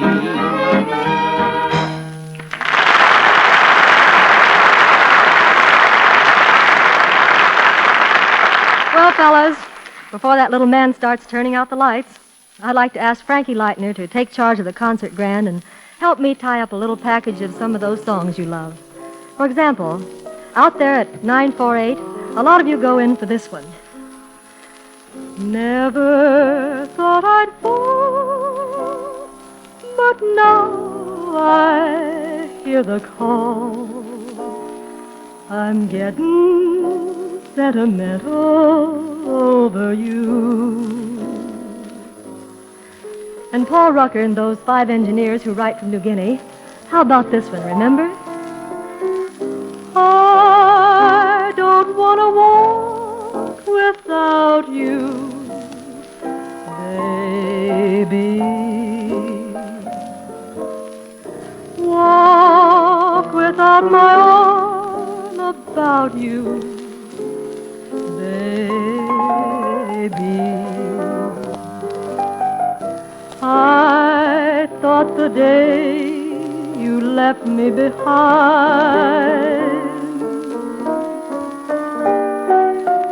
I'd take a stroll and get you right off my mind.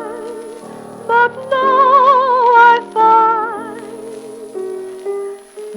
now I find that there's never a bunch of Command Performance mail that doesn't contain at least one request for this one. Sometimes I wonder why I spend the lonely night dreaming of a song. That melody haunts my reverie, and I am once again with you. And Norman Resnick, I hope all you men up there in Greenland are listening, because this one is especially for you.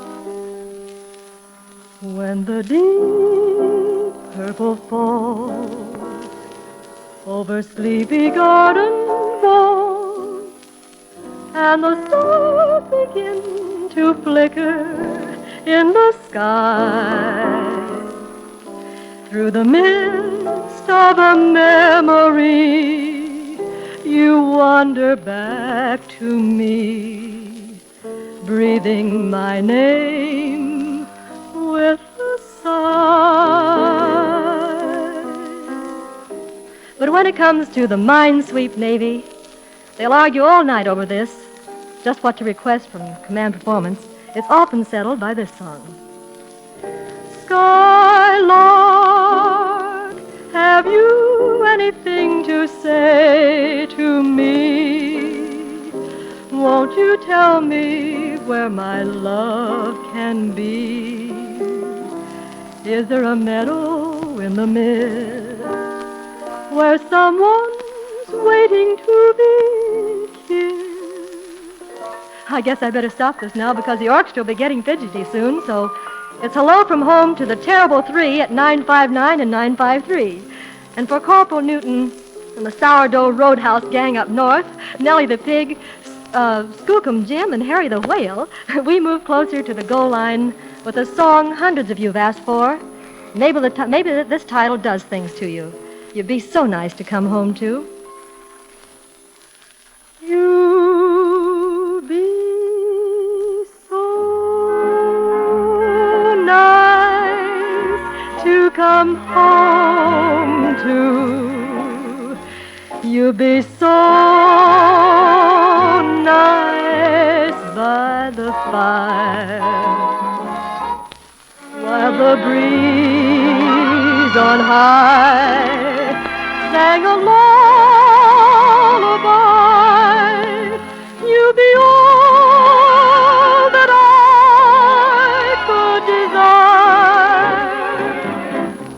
under stars chilled by the winter, under an August moon burning above.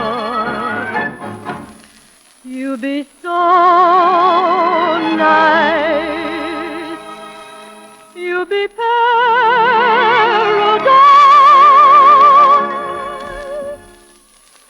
to come home to.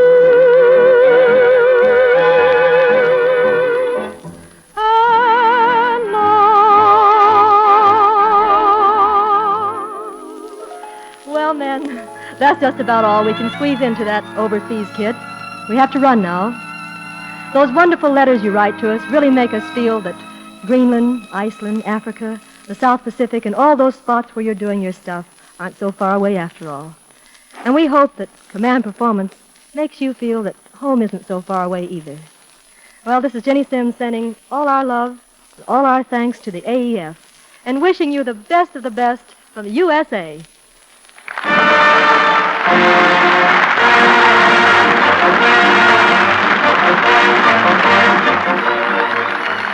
This is Ken Carpenter with nothing more exciting to add than this closing bit of last-minute information. Command performance is arranged through the cooperation of the Hollywood Victory Committee and is produced for you men of the Armed Forces of the United Nations by the Special Service Division of the War Department of the United States of America.